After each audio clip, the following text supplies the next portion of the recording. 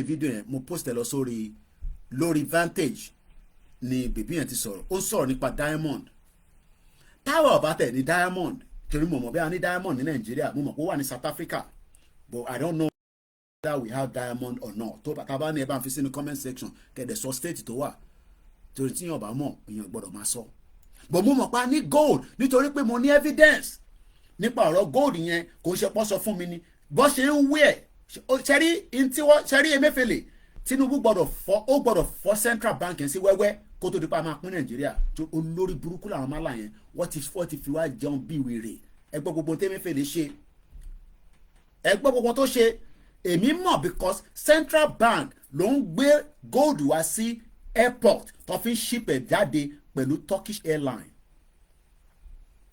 almost every week evidence yẹn wà lọ́wọ́ mi Ọ̀ṣun state ló pọ̀ jù níbi tó ti ń gbé raw gold yẹn wá mo mọ̀ bóyá wọ́n sọ fún ọba Ilé Ifẹ̀ pé nílé Ifẹ̀ ń bíbá yo à ń wa góòlù èmi ò lẹ́fídẹ́ǹsì yẹn oríṣiríṣi láti gbọ́ ìtìyàn ọba lẹ́fídẹ́ǹsì but evidence pé níbo ni góòlù yẹn ti ń bọ̀ kò ń ṣe Zamfara àwa ní gbogbo nǹkan mìíràn àwa ń ṣòṣì bí ẹran aṣẹ́wó ẹ má bínú fún èdè yẹn èmi àti yín àwa ń ṣe wàhálà káàkiri gbogbo àgbáyé àwa lọ jókòó sí àwọn ìlú tó yẹ ká má jókòó sí àwa ń bẹ̀ for 25 years àwa ń wọ jíǹsì káàkiri àwọn wọ nákì káàkiri ẹlòmíì àwa ra Mercedes ara Nissan àwa náà ti arrive nígbà tó yẹ ká wà lórí ilẹ̀ wa kọ́dọ̀ máa dá wa síbẹ̀ ká máa ṣe nǹkan mèremère ká wá máa travel wá sí lóyìnbó ká wá kí àwọn lóyìnbó náà ká lọ sí Trafalgar Square báwọn tó bá dé Central London lẹ́ni wàá rí àwọn ọmọ Arabs ìtútọ́ ń pa níbẹ̀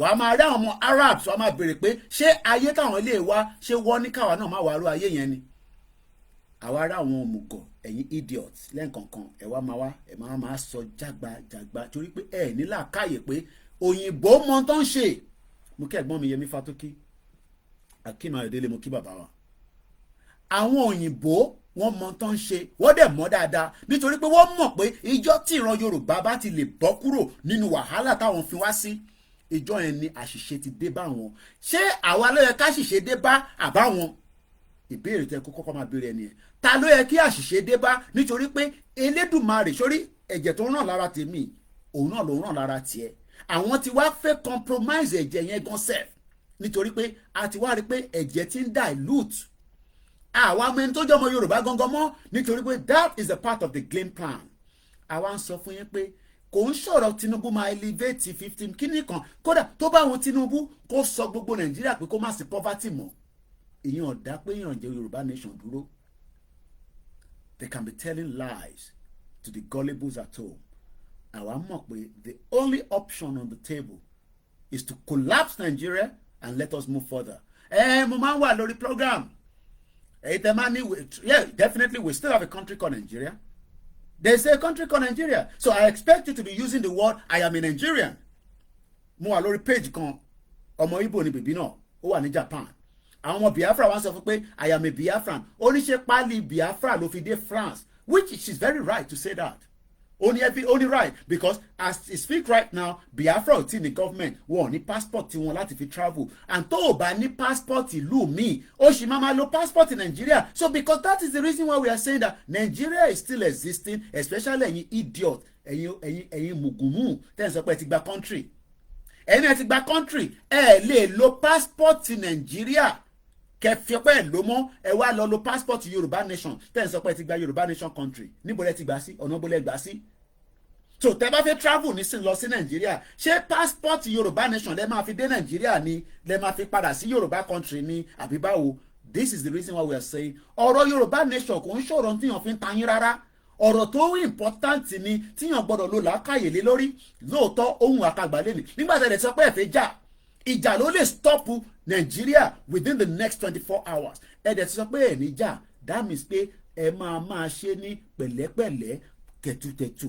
títí ta máa fi débi tá à ń lọ tí ọ̀pọ̀lọpọ̀ yẹn máa fi wá gbọ́ táwọn yẹn bá ti wá gbọ́ olúkálùkù wa máa wá react ẹlòmíì sì máa react jù mí lọ lọ́rọ̀ tó wà nílẹ̀ yìí ó lè má tó nísìn ó lè jẹ́ another 10 years nígbà táwọn ẹ̀gbọ́n mi George Akínọlá nígbà táwọn bẹ̀rẹ̀ sí sọ̀rọ̀ ní 2017 ṣe rí pé reaction tiwọn ó yàtọ̀ sígbà tèmi máa jáde torí nígbà tèmi máa gbọ́rọ̀ Yorùbá nation èmi ò bá wọn mu ní kékeré kò ń ṣe pé gbọ́n mi George Akínọlá náà ó mú ní kékeré.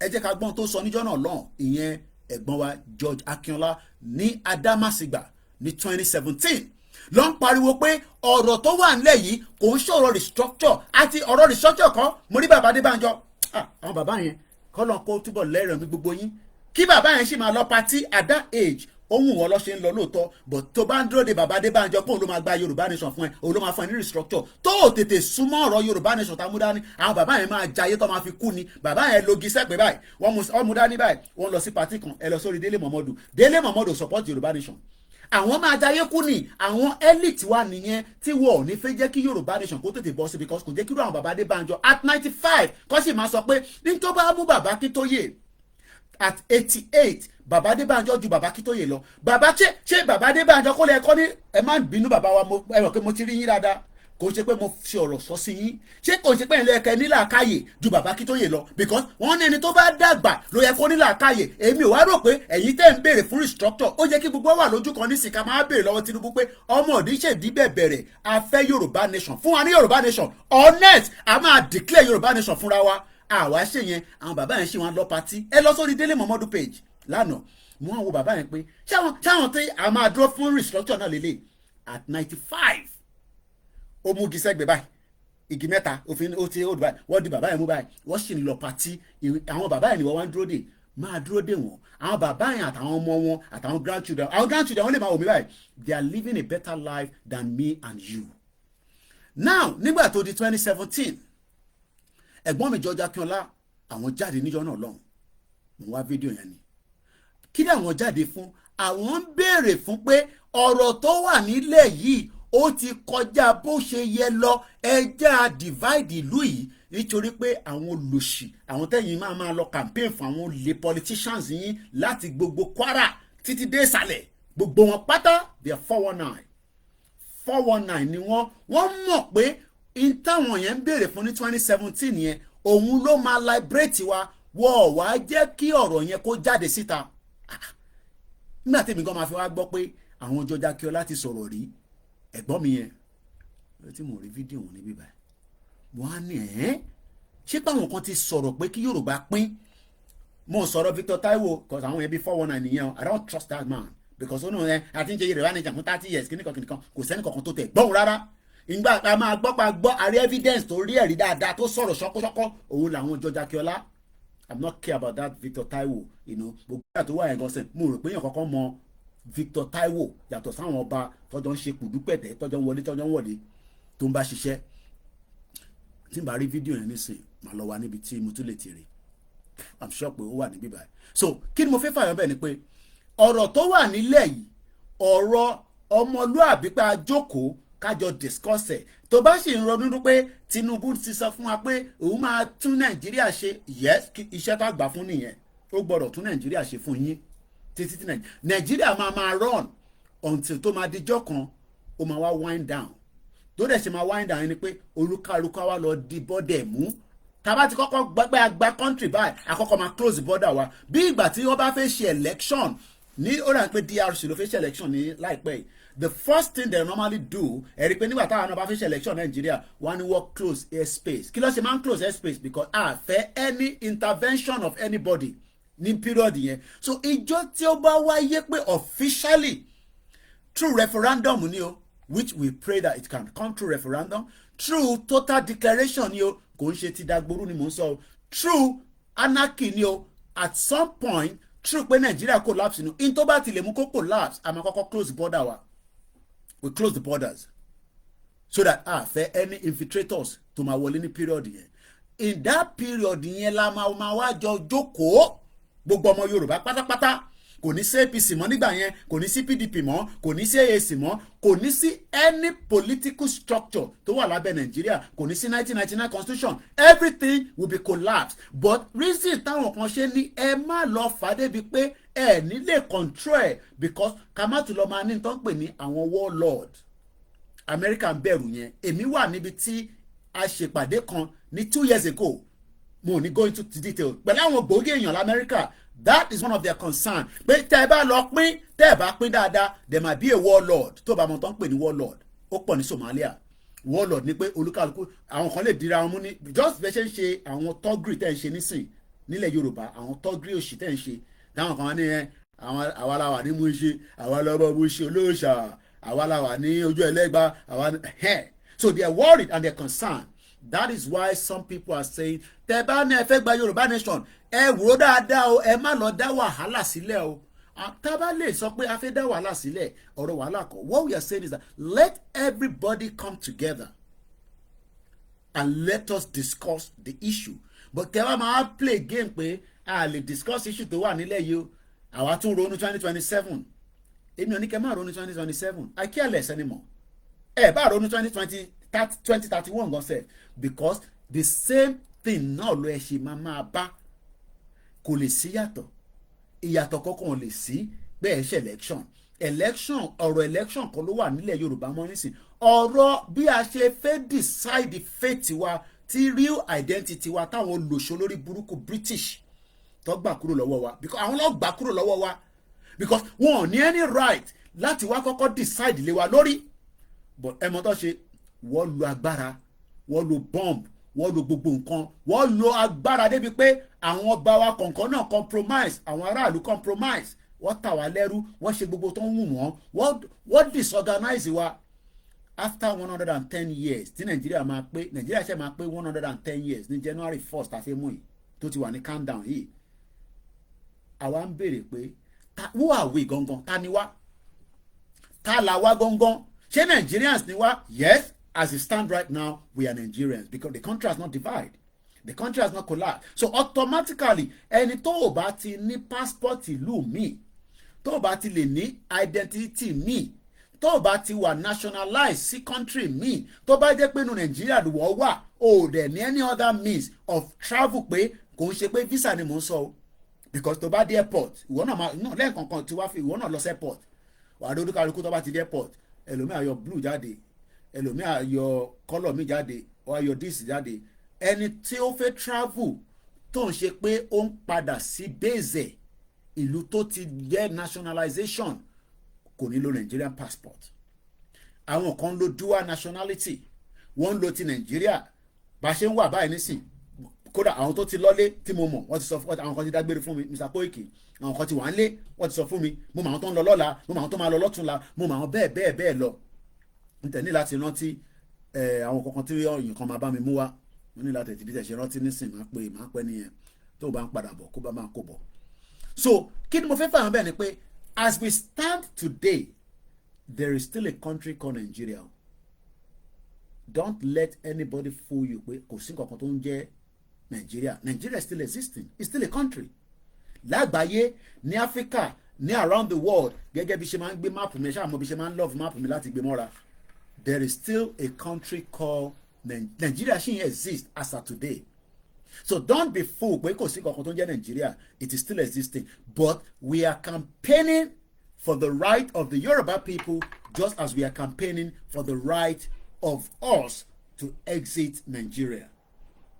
Now, kí ni process ẹ̀ mú kí àwa Fọláṣadé Òjó ẹ̀ bá ń kí grandma tó ń kí grandma ẹ̀dẹ̀ bá ń kí àwọn wa grandchildren ní Ọdúnlẹ́dùmarè àbáwọn pẹ̀lú yín fún ìfẹ́ tẹ́ ní sí wa àti olóyè Ìgbòho gbogbo ẹ̀yin tí ẹ fún wa ní owó fún olóyè ní ìgbà tá béèrè àdúpẹ́ lọ́wọ́ yín gbogbo àwọn tí mo sọ pé under 48 hours àwọn èèyàn respond raise good money gbogbo owó yẹn ó lọ sọ́dọ̀ olóyè àdúpẹ́ fún yín ní February gbogbo àwọn tó ń béèrè pé Kóìkì báwo lọ́nà ṣe olóyè ìyá olóyè tó máa ṣe gbogbo yẹn àmàmà fún yín ní update yẹn but for now kò sí date yàtọ̀ sí pé wọ́n ṣe propose pé February ni òkú yẹn máa bọ́ sí bíyàn kan bá sọ fún yín pé wọ́n ti mú date tẹ́ bá ti gbọ́ date yẹn ẹ ti mú fàbú nìyẹn o Kóìkì ló ń sọ̀rọ̀ nísìn èmi mo lè confirm ẹ̀ fún yín pé date báyìí ni olóyè òde ti sọ fún mi pé kí n jáde pé date báyìí ni yes it will be around February wọ́n sì ń propose February yẹn so tẹ́ bá gbọ́ yes wọ́n ti ń ra aṣọ èmi gan ti ní aṣọ tèmi náà kọ́ máa bá process ẹ̀ lọ́wọ́ àwa náà ti so báwa náà bá tẹ̀ wálé a máa wálé ni Kóìkì ṣó máa wálé ni ò ní láti mọ̀ yẹn ṣé Ìgbòho máa wálé ni àmọ́ yẹn ṣé tí Joe Biden bá fẹ́ travel ṣọ́ máa ń fún ẹ ní gbogbo security details kí lẹ fẹ́ mọ̀ bí Ìgbòho máa wálé fún kí lẹ ń béèrè pé Ìgbòho máa wálé gbogbo wa ní Ìgbòho àwọn èèyàn wà nílé tó jẹ́ Ìgbòho aláwọn tó lè lọ on behalf wa tó jẹ́ Ìgbòho ẹ ní láti mọ̀ yẹn because ibi tó ń rìn kan fẹ́ mọ̀ nìyẹn Kóìkì ṣé Ìgbòho ń bọ̀ nílé mo ní láti fún yín ní information lórí yẹn. Now à ń sọ̀rọ̀ Yorùbá nation lójoojúmọ́, government náà ní àwọn ń ṣèjọba lọ́wọ́. Oh yes, government must continue to be government until the final day, until the final day of the collapse of Nigeria. Ìgbà tó máa wáyé, I don't know, because I can see that the Yoruba people are not ready. Ready. Ìyẹn stop yín pé kẹ́ máa lọ sí education. Tó bá lè kàwé, tó bá rẹ́ni fún ẹ lówó lọ sí abroad, tó bá rẹ́ni lọ sí abroad. Ìyá kan pè mí láàárọ̀ nísìn, wọn náà kan tẹ̀ dé kinní kan wọ́n rí. Ẹ̀yin tẹ́ ń bọ̀ ẹ jẹ́ mọ̀ pé ìyẹn ń gbàyàn sílé nílùú yìí o. Tó bá sọ fún wọn pé hòtẹ́ẹ̀lì ló máa ó lè gbé lóòtẹ́ẹ̀lì nílùú yìí, ó máa lọ rẹ́ǹtì lé ni. Tó bá wà nínú London £1,900 ni. Tó bá wà lásà London ó máa wà cheaper díẹ̀. So tó bá fi pé òun fojú dáyàn kan bí àwọn fojú dá Kóìkì, tó bá dé London wá gbé sọ́dọ̀ ó lè gbé lọ́dọ̀ mi o rẹ̀ lè gbé lọ́dọ̀ àǹtí ẹ. So ẹ jẹ́ máa ronú sí dáadáa. Èmi ò ní kẹ́ má wá sí abroad o, tó bá wọn anybody ló lè fàyè ẹ̀ ṣe. Tí nígbà tẹ́mi náà máa kúrò Nàìjíríà mo dágbére fún anybody. So that is on that, but ẹ máa take note. Ìdí táwa ṣe ń campaign sílẹ̀ nísìnyí pé the world of today is revolving. Ayé yìí ń revolve ni, and nobody is waiting for anybody. Tẹ́ bá fi pé as the world is, wọ́n dúró de Yorùbá pé kó catch up. No, kò sí ìtò kàn wọ́n. Àwa tá jẹ́ indigenous people yẹn la máa jáde tán pé we are tired. But what I can say right now, Yoruba people are not tired. Ẹ fẹ́ràn ìyà. Ọlọ́mọ ẹ̀ kíyà kó mú yín. Torí ìyà ò ní mú èmi o. Bẹ́ẹ̀ ni mo sọ. Kọ́ ìkìṣàtà má ṣe pé fún wa náà, ìyẹn ò ṣe pé. Because in tó ń lọ lọ́wọ́lọ́wọ́ nínú Nàìjíríà, ó tó kí gbogbo ọmọ Yorùbá sọ pé wàhálà ti pọ̀ jù. But all I say every day is the same set of people tá à ń fight fún, tá à ń campaign on behalf. Àwa làwa di enemies yìí. Àwa gangan, àwa la di enemy. Ẹ wo gbogbo òṣìtọ́ ní ó ṣẹlẹ̀ pẹ̀lú CBN. Bó ṣe kówó lọ, bó ṣe kówó bọ̀. So let's go back to where we stopped again yesterday. Ìwọ̀nba tá a bá lè ṣe lénìí again àtúnṣe. Mo sọ tí bá ní mo lè padà wá, tí bá lè padà wá again, ó tún di jọ́ mi nìyẹn. But for now, we are still here. As we say to everyone, Merry Christmas. Fẹ́yìn tẹ́ fẹ́ celebrate in advance. Ìwọ tó bá celebrate, má condemn àwọn tó fi celebrate. Níjọ́ Sunday tá máa mú yìí, right? Sunday tá máa mú yìí. No, we don't expect everybody to speak out. Mr. Olu lórí TikTok. I don't expect everybody to. If you speaking, and you feel like I níta. Kẹ́yìn kọ́ prepare mind pé ìjọ kan máa dé. Kò ṣe pé ìjọ kan máa dé yẹn a máa mú date sí a máa mú time sí. Now tell everybody bá ti mọ tá à ń sọ. Èmi ò expect ẹ sọ̀rọ̀. Bẹ̀rẹ̀ tẹ́ bá sọ̀rọ̀ DSS olórí burúkú máa lé yín mú. DSS ò lè fi mí ṣe nǹkan kan. Sójà ò lè fi mí ṣe nǹkan kan. I'm not coming to Nigeria now. Èmi ò ní kẹ́yìn sọ̀rọ̀. Àníkẹ́kọ̀ọ́ gbọ́ ìṣítí òun là ń ṣe sílẹ̀. We are preparing the mind. I don't want you to go and compromise us. Ṣé rí ìgbà tá a bá jáde mo ti sọ bí ẹ̀ṣẹ̀ wọlé ni. Mo ní 1 million Nigerian soldier wọ́n lè pa gbogbo wa ká tó stop wọn. Ambọ̀sibọ́sí gbogbo security Nigeria is just under 500,000 wọ́n tó 1 million gbogbo wọn pátá wọ́n dẹ̀ lè pa gbogbo wa ká tó stop wọn. Kó tó dé stage yẹn gan sef àwọn gan mọ̀ pa serious but ká tó dé stage yẹn ẹgbọ́n tí bàbá Akíntóyè sọ níbẹ̀ yẹn àkọ́kọ́ gbọ́dọ̀ ṣàlàyé fún àwọn èèyàn. Àlàyé yẹn ni mo bẹ̀rẹ̀ ní 3 years ago bí abiṣe wá ń sọ ní kò yá àwọn èèyàn. Èmi dẹ̀ sọ pé àjàmọ́ but ẹ jẹ́ ká prepare mind wa.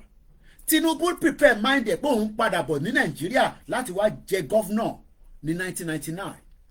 Kò ní padà wá tó bá jẹ́ pé Abacha ò kú. Àwọn ò gbàdúrà ikú fún Tinubu but àwa ń sọ fún Tinubu pé ìjọba tó ń ṣe lọ́wọ́lọ́wọ́ yìí ó ní timeline. Àwọn ò gbọ́dọ̀ wá dúró tútútú káwá jókòó tàtàtà káwá sọ pé yẹn Tinubu wà níbẹ̀ kó máa ṣèjọba lọ. Yes, I expect him to make sure that your life is better.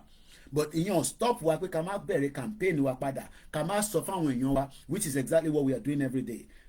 We are talking about the Yoruba Nation campaign because olúkálukú bẹ ṣe ń gbọ́ ẹlòmíì ò gbọ́ nígbọ́ pé ó máa favour wa, ẹlòmíì gbọ́ nígbọ́ pé tàbá kúrò ṣé nọ́ọ̀tì ebi ò ní pa wá. Ènìyàn máa wọ́ndà pé Ọ̀yọ́ state nìkan ó lè feed gbogbo ilẹ̀ Yorùbá, ó lè feed Africa. But nígbà tí ẹ bá ní mechanized farming, tẹ́ ẹ bá ní nǹkan tó lè jẹ́ kó progress, the question is am I get stuck? So yes, the country is still running. Nigeria máa run títí tó máa fi collapse ni. Soviet Union was running until the last day. Ìjọ tó bá ti wá collapse yẹn bí ṣe sọ a máa ti bọ́dà wa pa. Àwa bẹ̀rẹ̀ sí vet ara wa, àwa bẹ̀rẹ̀ sí ṣe government ara wa. But for now, Sanwó-Olú is the governor, Dàpọ̀ Abíọ́dún is the governor, Ṣèyí Mákindé is the governor, Akérédolú ìyẹn ti lọ tọ́jú ara ẹ̀ ń tẹ́ o ti sick ń tiẹ̀, mo ti rí deputy ìyẹn ti ń ṣayé lọ ń tiẹ̀, ẹni ayé babaláyé ni. Bẹ́ẹ̀ ni deputy ti di acting nísìn, kódà ó ti ṣe budget gan sef, tí mo ti rí budget tó ti ka síta bí i 400 and something billion l'Ondo state. Bàbá Adélékè àbí ọ̀nkún wọn oníkùn bẹ̀m̀bẹ̀m, bàbá oníjó òun ṣèjọba tiẹ̀. So they will continue to run the government. Àwọ̀ ní kọ́ máa run government because ṣé màá dín ìjọrí mo fẹ́ Yorùbá nation nísìn kí wọ́n ní Sanwó-Olú ẹ máa bọ̀ mí báyìí o kí ló ṣẹlẹ̀ lẹ́kọ̀ọ́ ẹ má ṣe nǹkan. No, it doesn't work like that. The country will continue to run until it completely grounded that we will then come back to reality. But reality yẹn ni pé a ti ń prepare àwọn mind àwọn èèyàn again pé torí mo mọ̀ pé tó bá máa fi di èmi ò ní kẹ́ máa fẹ́ràn àwọn olóṣèlú yín tẹ́ bá fẹ́ràn wọn fine. But ẹ má tún jẹ́ ká ronú ọ̀rọ̀ another election. Tá bá ti lè tún ní more numbers. Nígbà tá bẹ̀rẹ̀ we had a good numbers. So àwọn kan nísìnyí ti gbà pé kódà America bá ní kẹ́ lọ gba PVC. America tó ní kẹ́ lọ gba PVC ò ní ever fún ẹ ní interview date. Ṣé wọn kó tó bá fẹ́ gba American interview nísìnyí gan sẹ́ o lè má ra appointment for the next 1 year. Forget about the lies. America nǹkan sọ ẹlẹgba PVC ẹlẹgba APC is a lie. They are not going to do anything. But ìwọ tó jọmọ Yorùbá ní kó jẹ́ kó kọ́kọ́ máa ronú sí pé Koiki tá bá wá dìbò tí ìbò bá lọ wọlé kọ́ it doesn't matter because at the end of the day ó ṣì tí Peter Obi bá wọlé tó bí ti Tinubu Nàìjíríà ṣì máa pín, tí Àtíkù bá wọlé Nàìjíríà ṣì máa pín. So this tribalism they play nígbà election is what it find they believe it, but could make any difference because it will still mean that the country will collapse faster. Okay, ẹ jẹ́ ká lọ sí ọ̀rọ̀ àwọn Biafra. Àwa ní àfẹ́ pín Nàìjíríà. Ṣé máa sọ fún Biafra tó ń campaign pé kọ́ máa pín Nàìjíríà torí Tinubu wà níbẹ̀? Wọ́n ní dáhìn lóhùn. Ẹ lọ bọ́ ṣe ń bú Tinubu drug addict ní àwọn ìpẹ̀tẹ̀ wọ́n ètè bí ìgbẹ́. Tí Peter Obi bá jẹ́ pé òun náà ni president, báwa náà ṣe máa ṣe náà nìyẹn pé Peter Obi òṣìwò. Peter Obi is a British agent. British ló ń ṣiṣẹ́ fún. But ní believe me because mo ní evidence mo fẹ́ fún yín. Ní believe me. So tó bá jẹ́ Àtíkù ni ọmọ Àtíkù máa ta kódà ó máa ta gbogbo family wa fáwọn Arabs. Bẹ́ẹ̀ ni mo sọ fún yín. So it is still going to be the same thing. Advantage táwọn kọ́kọ́ ní nísìn ni pé Tinubu wà níbẹ̀ is an advantage ọmọ Yorùbá ni. But ṣé advantage yẹn ṣó máa lò fún wa láti fix ilẹ̀ Yorùbá ìyẹn àkọ́kọ́? Kò ń ṣe pé láti ṣe Yorùbá nation o. Ṣé Tinubu máa lo advantage yẹn because right now it's an advantage for the Yorùbá land. Ó gbọ́dọ̀ pump owó sílẹ̀ Yorùbá púpọ̀. Kó ṣe títì, kó ṣe this, kó ṣe that. So that by the time tí Nàìjíríà ló máa fi pín gan sẹ̀, àwa náà ti jẹ díẹ̀ lára Nàìjíríà because gbèsè tó ń bẹ lára Nàìjíríà every single one of us will pay for it if the country dissolve or collapse. Gbogbo wa la ṣe máa wà responsible fún. So ẹ má rò pé gbogbo àwọn owó tá a yá yẹn ọ̀fẹ́ lọ fún wa wọ́n fún wa lówó ọ̀fẹ́ o. We will all still pay for those debt.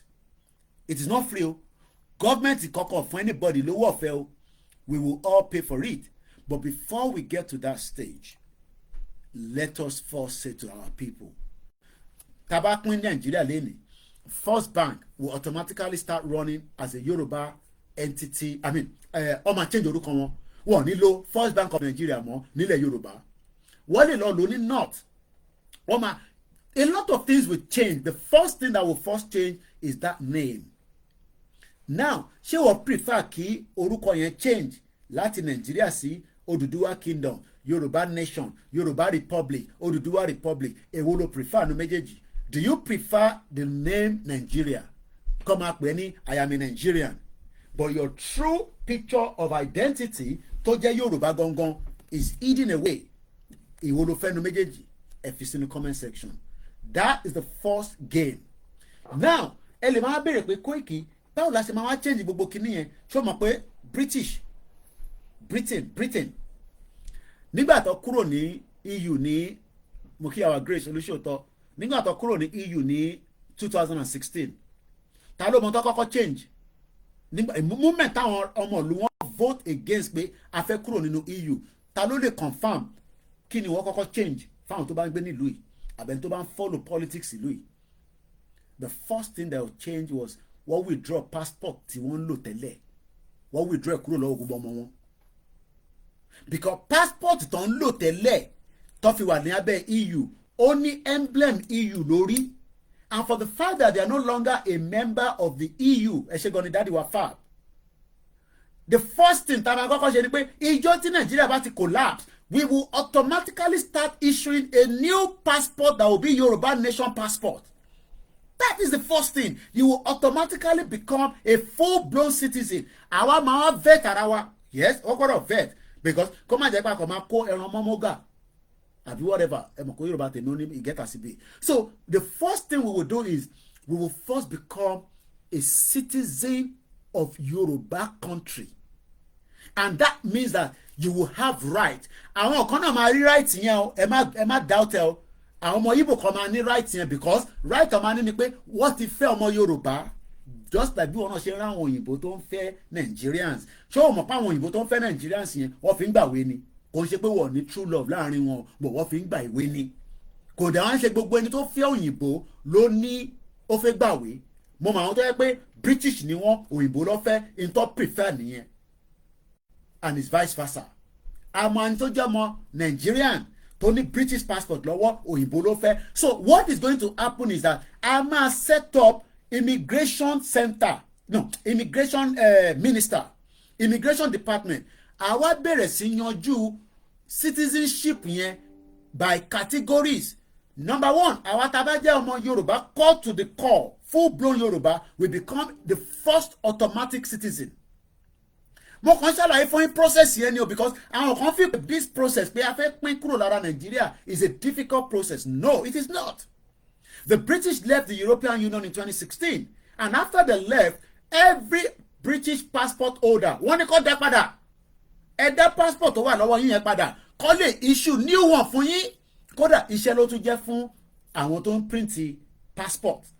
So tá bá ti ní a fẹ́ kúrò nínú Nàìjíríà tí a ti decide lẹ́ni we will automatically be issue a new passport. Tá a bá tẹ̀ tí ní opportunity láti print passport yẹn nílẹ̀ wa because of reason not because bí a ti set up dáadáa a lọ gbé lọ bá àwọn tó ń print passport is business nìyẹn fún rẹ. Government ló máa sọ fún wọn pé template ta fẹ́ lélẹ̀ security feature ta fẹ́ kó wà nínú ẹ̀ lélẹ̀ wá lè fún wọn ní template yẹn. Ẹ má bìrì gbogbo nonsense ti dàgbù yẹn kọ́kọ́ gbé wá fún wa tó sọ pé yẹn ká lọ your passport she was a baba 419 ìyá yẹn olórí burúkú ni kò ní kú sí ní táṣù ẹ wà baba 419 ìyá yẹn but I'm not going to there. So what I'm saying is that the day ìjọ tí Nàìjíríà bá ti collapse ó dẹ̀ máa collapse kò bá jẹ́ 20 years from now tó bá máa collapse in 20 years I will still be alive because I will only be 60. Ọlọ́run jẹ́ kí irú àwọn bàbá Adébánjọ wà láyé because tá a bá add 20 years mọ́ age bàbá yẹn he will be about almost 105 years old.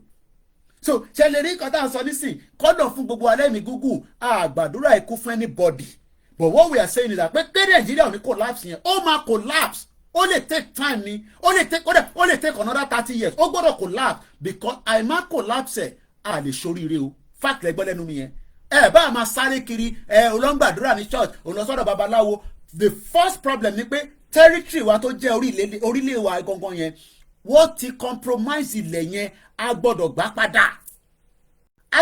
padà kí a lè fi jẹ́ ó ṣe lè jẹ́ pé Kúnlé Fọláyan nìkan ló lówó lọ́wọ́ ó ṣe lè jẹ́ kíní Dangote nìkan ló lówó lọ́wọ́ ó ṣe lè jẹ́ àwọn ilé nìkan ló lọ́wọ́ gbogbo ẹni tó lówó lọ́wọ́ láàárọ̀ yìí nísìn èmi mo mọ ẹni tó wà lákàntì mi mo ní láti sọ fún anybody kí ni mo jẹ láàárọ̀ yìí mo mu custard mo mu meat spicy that should mean that pé mo ti ní strength látẹ̀tí kọ́kọ́ fi nǹkan sínú kò mí pé mo lówó lọ́wọ́ tí bá ní ọ̀rẹ́ mi díẹ̀ nísìn ọmọ báwo lára mi ṣe ń ṣe báyìí tọ̀tọ̀ báyìí ọ̀dà mo sì lè wọra mi dé hospital wá tọ́jú mi ṣé mo kí mo lówó lọ́wọ́ kò ṣe pé hospital tó ń lọ yẹn náà àwọn kan ló funded through taxation through owó tó ń gbà lọ́wọ́ government owó tó ń gbà lọ́wọ́ àwọn different organizations ṣọmọ ẹ tí Google sọ nílùú yìí headquarters wọn Dublin ló wà ṣọmọ ẹ tí Google tẹkàn rárín yẹn Gmail yín ó dà pé ẹ tí dá kankan mọ̀ ṣọmọ ẹ tí Google ṣọmọ ẹ tó make.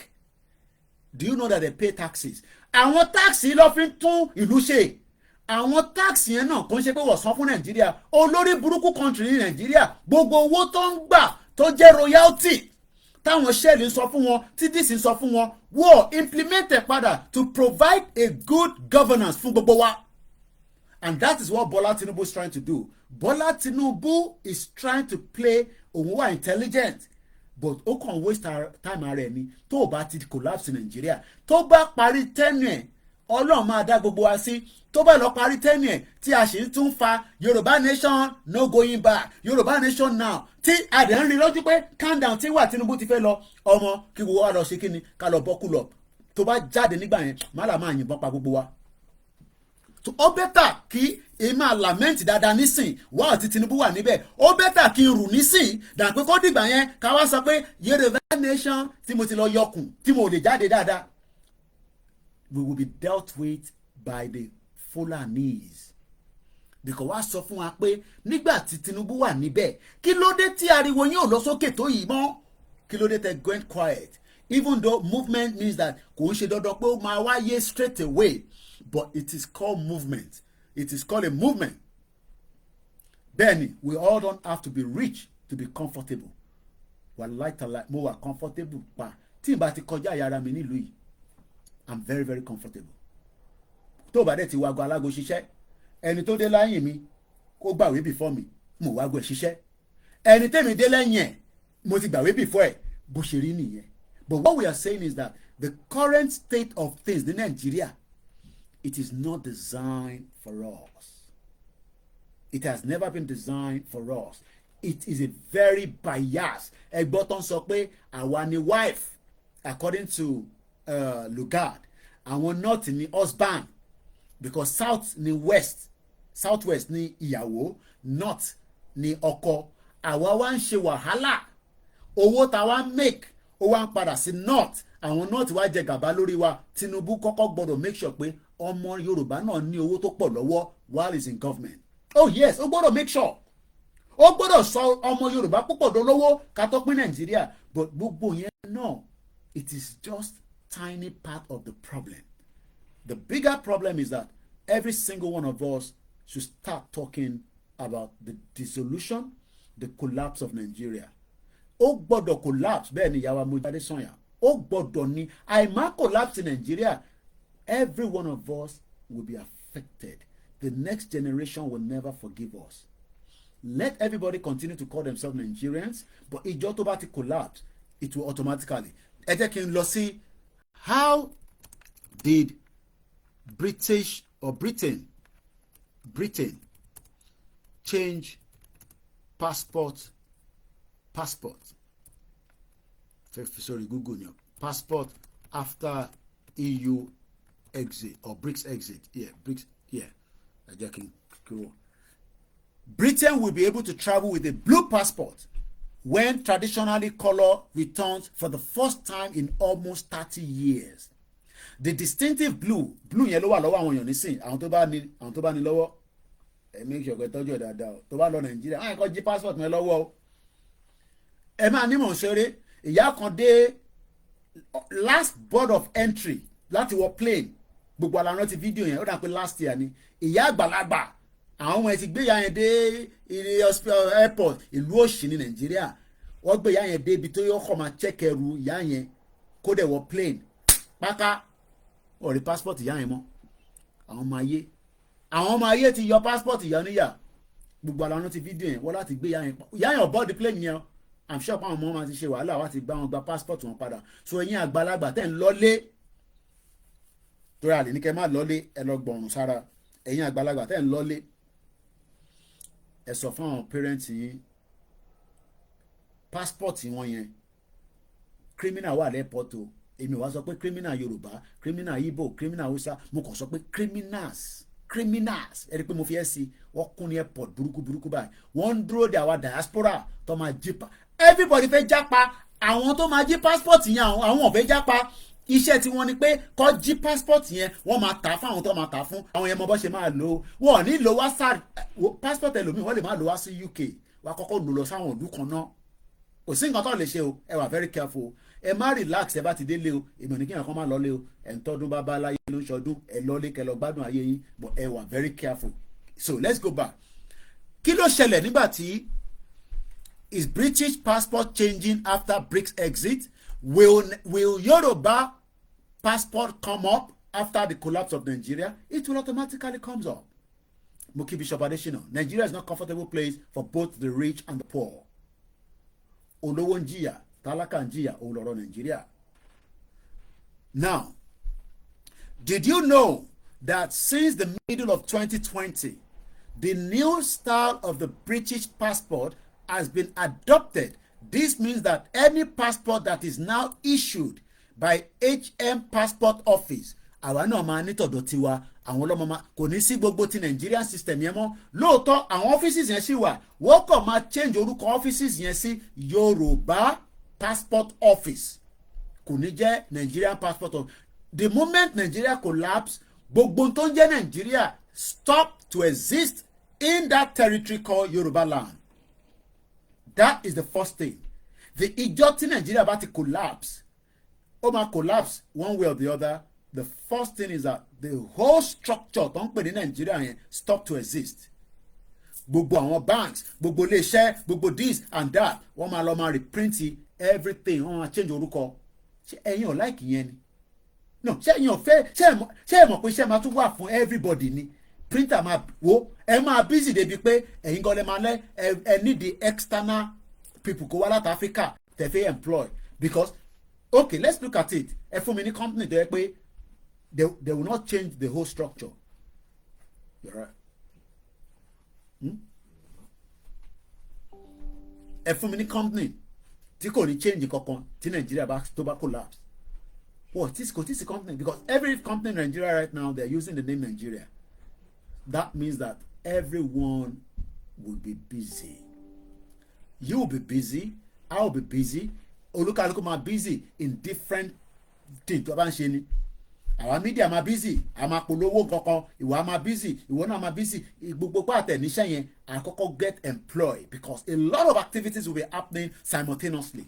While we will have a interim government that will be set up to start talking about, ta ló lélẹ̀ ní bíbá, kí ni nǹkan ta ní bíbá, kí ni asset tẹ̀ tó lélẹ̀. There will be different things that will be set up. It will now be a new structure and a new government. Let's talk about how the British changed their passport after the BRICS exit.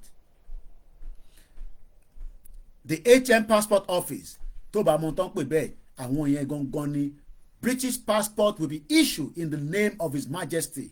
New British passport will now bear the title His Majesty for the first time since 1952 because tẹ́lẹ̀ Her Majesty ni ìyẹn ìyá King Charles, God bless the king. But nísìnyí ìyá ẹ̀ ti kú, ọkùnrin ló wà níbẹ̀ nísìnyí. So for the first time since 1952 ṣe rí pé ìyá yẹn pẹ́ lórí oyè yẹn gan. Since 1952 wọ́n máa wá change ẹ̀. Ṣé rí gbogbo àwọn kìíní is now ẹ̀jẹ̀ lọ mo wà lórí website wọn nísìn ilé ni woman tó wà ń bẹ̀ tẹ́lẹ̀ bọ́ ti yọ nísìn ìyẹn former home secretary wa ó mú passport yẹn dání. The first iconic blue passport return next month. This was March 2020. Okay, the first new blue passport will be issued from March 2020 ìyẹn 3 years ago nísìn. No, 21, 22, yeah, 3 years ago. Britons will be able to travel with a blue passport when the traditional color returned for the first time in almost 30 years. Red ló ń lò tẹ́lẹ̀. Gbogbo ẹ̀yin tí ẹ̀ ń gbìyànjú tẹ́ wà ní UK tí ẹ ṣì wá bẹ ṣe máa rí ìwé yín gbà bẹ́ẹ̀ náà ṣe máa gba British passport Ọlọ́run jẹ́ kẹ́ rí gbà lágbára Elédùmarè. Mo fi tọjọ́ tèmi fáwọn tó ti gbà á kọ́lọ́run jẹ́ kẹ́yìn náà rí gbà. It's worth having it if you have the opportunity. Máa kí wọn kan fúnlẹ̀ mo mọ̀ pé ṣòwò rẹ náà wọ́n gba American passport òun ló mọ reason tó wọ́n ṣe fẹ́ gbà. Ó náà wọ́n gba American passport, but if you have the opportunity to get any passport níbi tó bá wà, please go for it and get it. Okay? You will just have a dual citizenship. That's all. It's worth taking it. Especially tó bá ní opportunity láti gbà. Mo kíyàwó Ifá Diwúrà ẹ kó palẹ̀ mọ́ ìṣùdé àdúrà wa gbà. Dẹ̀mọ̀ mọ ìjọ tó lọ fi ti UK sí ìjọ àwa tá ní mọ́tò tá a bá fẹ́ wá sírú event yẹn nísìn, it will be very difficult. Because it's your Christmas, Boxing yeah, Boxing Day stroke Sunday no stroke Monday sẹ́ni tó bá drive ó máa difficult fún but àwọn tíìmù wa máa lọ sí èṣù day tó máa ṣe ní ìjọ Sunday so we're working on that tabarẹ tó fẹ́ support wa ẹ fún wa ní support so àwọn tíìmù wa mẹ́rin mo dedicate wọ́n máa ṣe èṣù day ní lẹ́kọ̀ọ́ and èṣù àwa la ní ẹ má kí yàn kan yeah Christmas Eve but ó máa bọ́ sí òru because bẹ́ẹ̀ ṣe sọ níjọ́ yẹn mo ti rí page mà ó máa bọ́ sóru èmi tá àwọn táyà dẹ̀ drive ó máa difficult fún mi láti padà sílé I would have loved to come ẹ ti get me ìjọ tẹ fẹ́ ṣe yẹn sẹ́ ó ti bọ́ sóru because ṣe bí overnight lẹ fẹ́ ṣe ẹ jẹ́ kí n lọ wo page yẹn again I'm sure ẹ jẹ́ kí n tẹ̀ bá yín polówó ẹ̀ I'm sure àbí yeah I'm very sure pé overnight ni even though I have a very very tight schedule this week mo ní page yẹn wá again ẹ má bínú pé mo ní stop gap nínú kọ́tà and discuss ara aṣẹ́tagbà náà nìyẹn Ifá Diwúrà temple ẹni tó bá mọ ẹ máa lọ follow wọn they're doing very well you know but tí n bá lè make ẹ ní eléyìí definitely I'll be attending one of your events níjọ́ kan lágbára Ọlọ́run orí page náà mo wà nísìn Èṣù is not Satan is a work for Èṣù Olaolu this is coming up there's gonna be a walk okay ti 2022 lélẹ́yìí ti 2022 lẹ post yìí ìbọn ni new post yín wà mọ́mí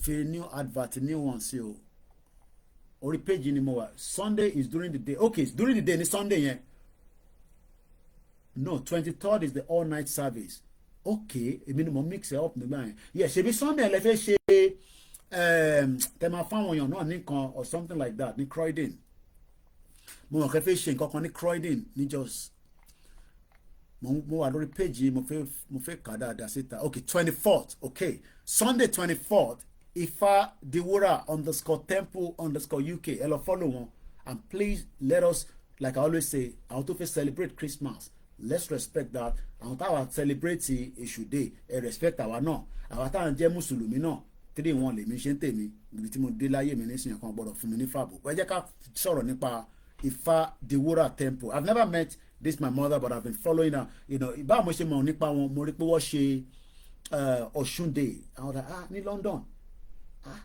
níbo lèmi wà tí mo gbọ́ gbogbo eléyìí tẹ́lẹ̀ so we need to start promoting most of what we see like this so lágbára Ọlọ́run you know àṣìmáṣe interview tá a máa sọ̀rọ̀ dáadáa but wọ́n máa feed àwọn homeless people and this is what we want our people to know that nílùú iná ìyà ń já wọn yàn ìjọ kan mo jáde ní last week kan wọ́n á realize pé adájọ́ tó ṣe máa ná gbọ́dọ̀ feed àwọn èèyàn pẹ̀lú nǹkan gbígbóná ẹ mọ̀ pé tí bá ti jáde látàárọ̀ yẹn especially jọ Wednesday mo á rí pé sandwich nìkan ni mo jẹ mo á rí pé ara mi tutù mo á ní àbí torí pé mo jẹ nǹkan tó hot especially in the winter so ráwọn ìyá wa nísìn wọ́n máa ṣe tán pè ní wọ́n máa ní níjọ́ Sunday yìí Sunday tá a fi mú yìí lágbára Ọlọ́run Ifá Diwúrà temple ni wọ́n ń jẹ́ ẹ lọ follow wọn lórí Instagram they're doing very well and we love what our communities especially the Yoruba communities àwọn tó dẹ̀ ti fẹ́ jẹ́ Nigerians náà like I always say we are not fighting each other àlàyé là ń ṣe fúnra wa so ní part 1 procession there will be a 3 p.m.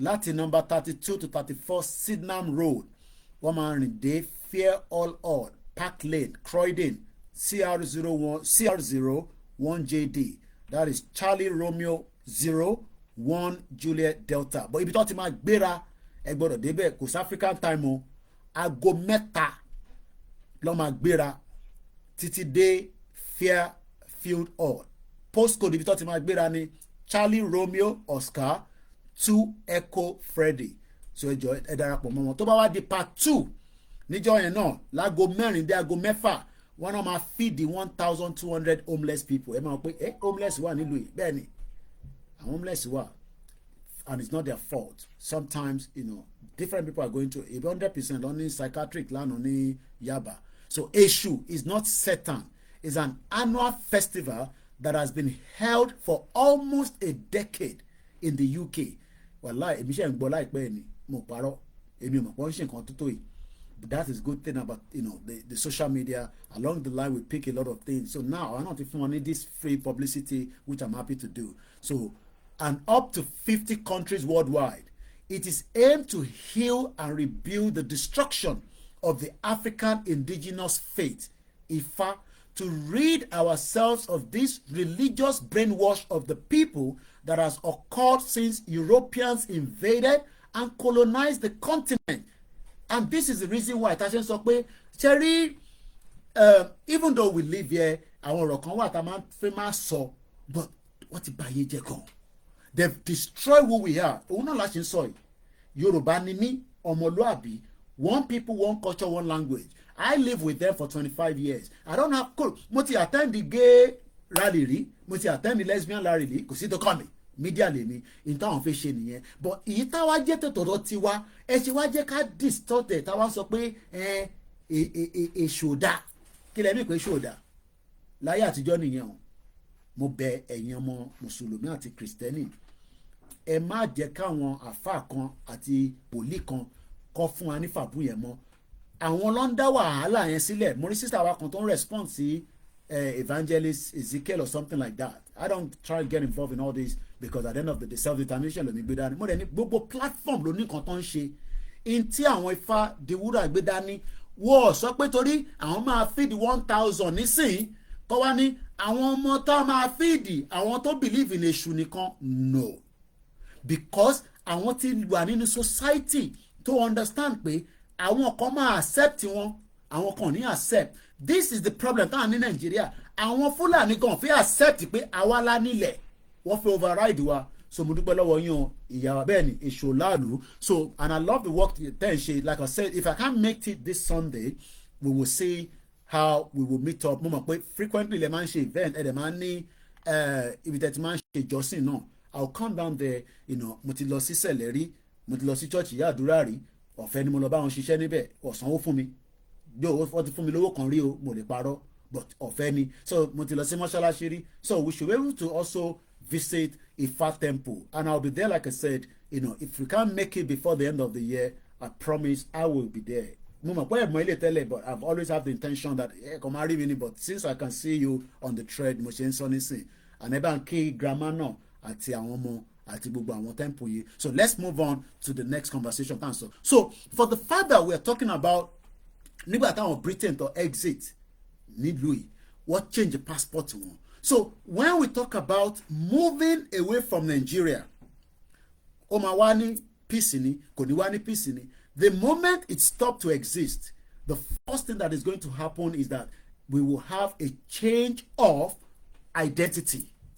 Identity problem tá a níyẹn, we are having a serious identity problem. And I'll remind you what was said by ẹ̀rántí man kan tá a ka kìíní ẹ̀ lánàá. Ẹ jẹ́ n lọ sí history mi again.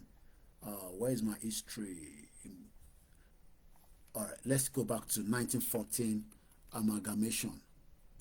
By now, tó bá fi di in the next few days, nísìn, we máa celebrate this fraudulent amalgamation tí wọ́n dá sí wa lọ́rùn. Àwọn òyìnbó ló dá wàhálà sí wa lọ́rùn. Yet, many of us, máa kàn tó ń pè ní Campbell, aka kìíní ẹ̀ lánàá. Why 1914 amalgamation is Nigeria being? Okay, only we talked about it yesterday. Every problem Nigeria has faced, mo fẹ́ ká farabalẹ̀ ká gbọ́ ilé. Every problem Nigeria has ever faced, FACED, and we face, ọ̀rọ̀ méjì níbẹ̀ yẹn. Ṣé ní òyìnbó ní agbára díẹ̀? Every problem that has ever faced, àti tá tún máa rí, àti tá ti rí tẹ́lẹ̀, can be traced to the demonic demonic event of 1914. Èmi kọ́ mo kọ article yìí, ó wà lórí The Guardian by Charles Ogbu on the 6th of February 2017. And I always love to give reference to what I do, so I'm going to post the link as well. Mo kí bàbá wa BD, mo kí gbogbo ẹni tẹ́ ń darapọ̀ mọ́ wa. Bishop Adesina ní Èṣù in Yoruba means the ministry spirit. Yoruba ancestor called Èṣù is known as Lanroye. It is not Satan or Satania. Èṣù Lanroye is not the devil or the fallen angel. Àwọn tó kọ́kọ́ compromise Èṣù yẹn, òun làwọn Nollywood. Kẹ máa kì í ṣépè fún yín. Àwọn ló dá wàhálà lẹ̀, ló máa mú Jésù, ló máa ní Jésù na Èṣù pa. And we believe all that for a very long time. Jésù kọ́kàn na Èṣù kọ́kàn pa. Jésù na devil ni, kò ní kọ́kàn ṣe pẹ̀lú Èṣù. But the fabrication yẹn was cooked, and gbogbo Nollywood tẹ́ bá lọ wò, ẹ máa rí wọ́n máa prepare kinní kan ó máa dàbí monster ó máa dàbí kinní kan wọ́n á ní èṣù nìyẹn èṣù ló ń ṣe so wọ́n wá mú I don't want to go into all this religious I try to avoid it but that is the way we were presented wọ́n wá mú òyìnbó aláwọ̀ funfun wọ́n wá náà ló na èṣù pa gbogbo nǹkan tó bá dẹ̀ jẹ́ kan dúdú ló ń pè ní èṣù it's lies bó ṣe sọ fún wa pé wọ́n found river Mongo Park ló found river Niger tó yẹ pé bàbá Mongo Park ní generation bíi mẹ́fà sẹ́yìn wọ́n ti bí wọn Mongo Park wọ́n máa found the river Niger. These people have destroyed us psychologically. They're still destroying us as we speak today. And until we start talking about it, about the most important thing tó lè fún àwa Yorùbá ní the biggest move òní pé ká collapse Nigeria. Tá bá ti collapse Nigeria, automatically gbogbo African countries a máa reset brain wọn. Ṣé wá rà wọn Europeans a máa reset brain wọn. Ẹ lọ wo máa kan náà ní America. There's another palace kan tó wà bí Yorùbá palace kan mo rántí orúkọ bí a backup tí mi máa rán mi létí. Àwọn náà they're doing very well. We are trying our best but until tí Nigeria bá collapse táwa Yorùbá ní stand tiwa wíwú gbogbo tá à ń ṣe yìí nísìn ó máa drive very fast but kò ṣe ká máa ní ẹ Yorùbá pọ̀ ní Brazil ìyẹn kọ́ la fẹ́ jẹ Yorùbá pọ̀ ní Cuba no Yorùbá tó ń bẹ nílé is more than enough to change and transform what will lead the future of the Yoruba people and it's going to happen in our lifetime. So let's go back again. So the 1914 year is one of the demonic time táwọn òyìnbó ìdásílẹ̀ sí wa lọ́rùn ìtọ́dẹ̀ dá sí wa lọ́rùn a máa collapse bọ́fẹ́ bọ́kọ̀ bí a ní ó máa wáyé ní Tìjàní kò ní wáyé ní táwa bá náà jà ẹ lè sọ nǹkan táwọn Biafra máa ṣe so yeah Ọ̀yọ́túnjí ẹ ṣe gan nìyá mi Ọ̀yọ́túnjí yes ẹ lọ wo page yẹn gbogbo ibi tí yàn sí gbọ́dọ̀ visit nìyẹn ó dẹ̀ pọ̀ bẹ́ẹ̀ ta lè replicate just like báwọn ìyá wa náà ṣe ń ṣe ní UK I mean when I saw the Ọ̀ṣun day kìíní tó ṣe yẹn I was like ní UK èmi dẹ̀ ń gbé nílùú yìí mo dẹ̀ mọ egbò eléyìí but again ibi tí yàn bá mọ̀ sí náà ni so mo dúpẹ́ pé a ní àǹfààní láti rí àwọn ìyá wa tí wọ́n ń pè ní Ifadiwura and they're doing very well. Now ẹ jẹ́ ká kátìkù yìí why 1914 amalgamation is Nigeria been B-A-N-E ẹ jẹ́ ká lọ wo English dictionary ẹ̀wọ̀n pẹ̀lú ọ̀dọ̀ wa níbí báyìí a máa ń wá meaning nìkan àwọn ìbò ńlá láyìn ti pọ̀ jù kí ló dé tí kò loud okay one more time B-A-N-E kí ló mean a cause of great distress or annoyance. Now ìwọ ọmọ Yorùbá tó ní shut up kí ló ń fight fún wọn ní 1914 amalgamation ó ti cause great distress àti annoyance so bí ẹbí ṣe ń sọ̀rọ̀ yẹn annoyance yẹn ó lè má wà bẹ́ẹ̀ tẹ́lẹ̀ but for the fact pé wọ́n ti wá ṣí ọkàn tiwa náà because tẹ́lẹ̀ yes I was in the Nigerian community I've talked about that. I was proud to have worked with the Nigerian community. I still have great friends within the Nigerian community. Èmi kò bá wọn ṣe kọ́kọ́ mọ́ ni.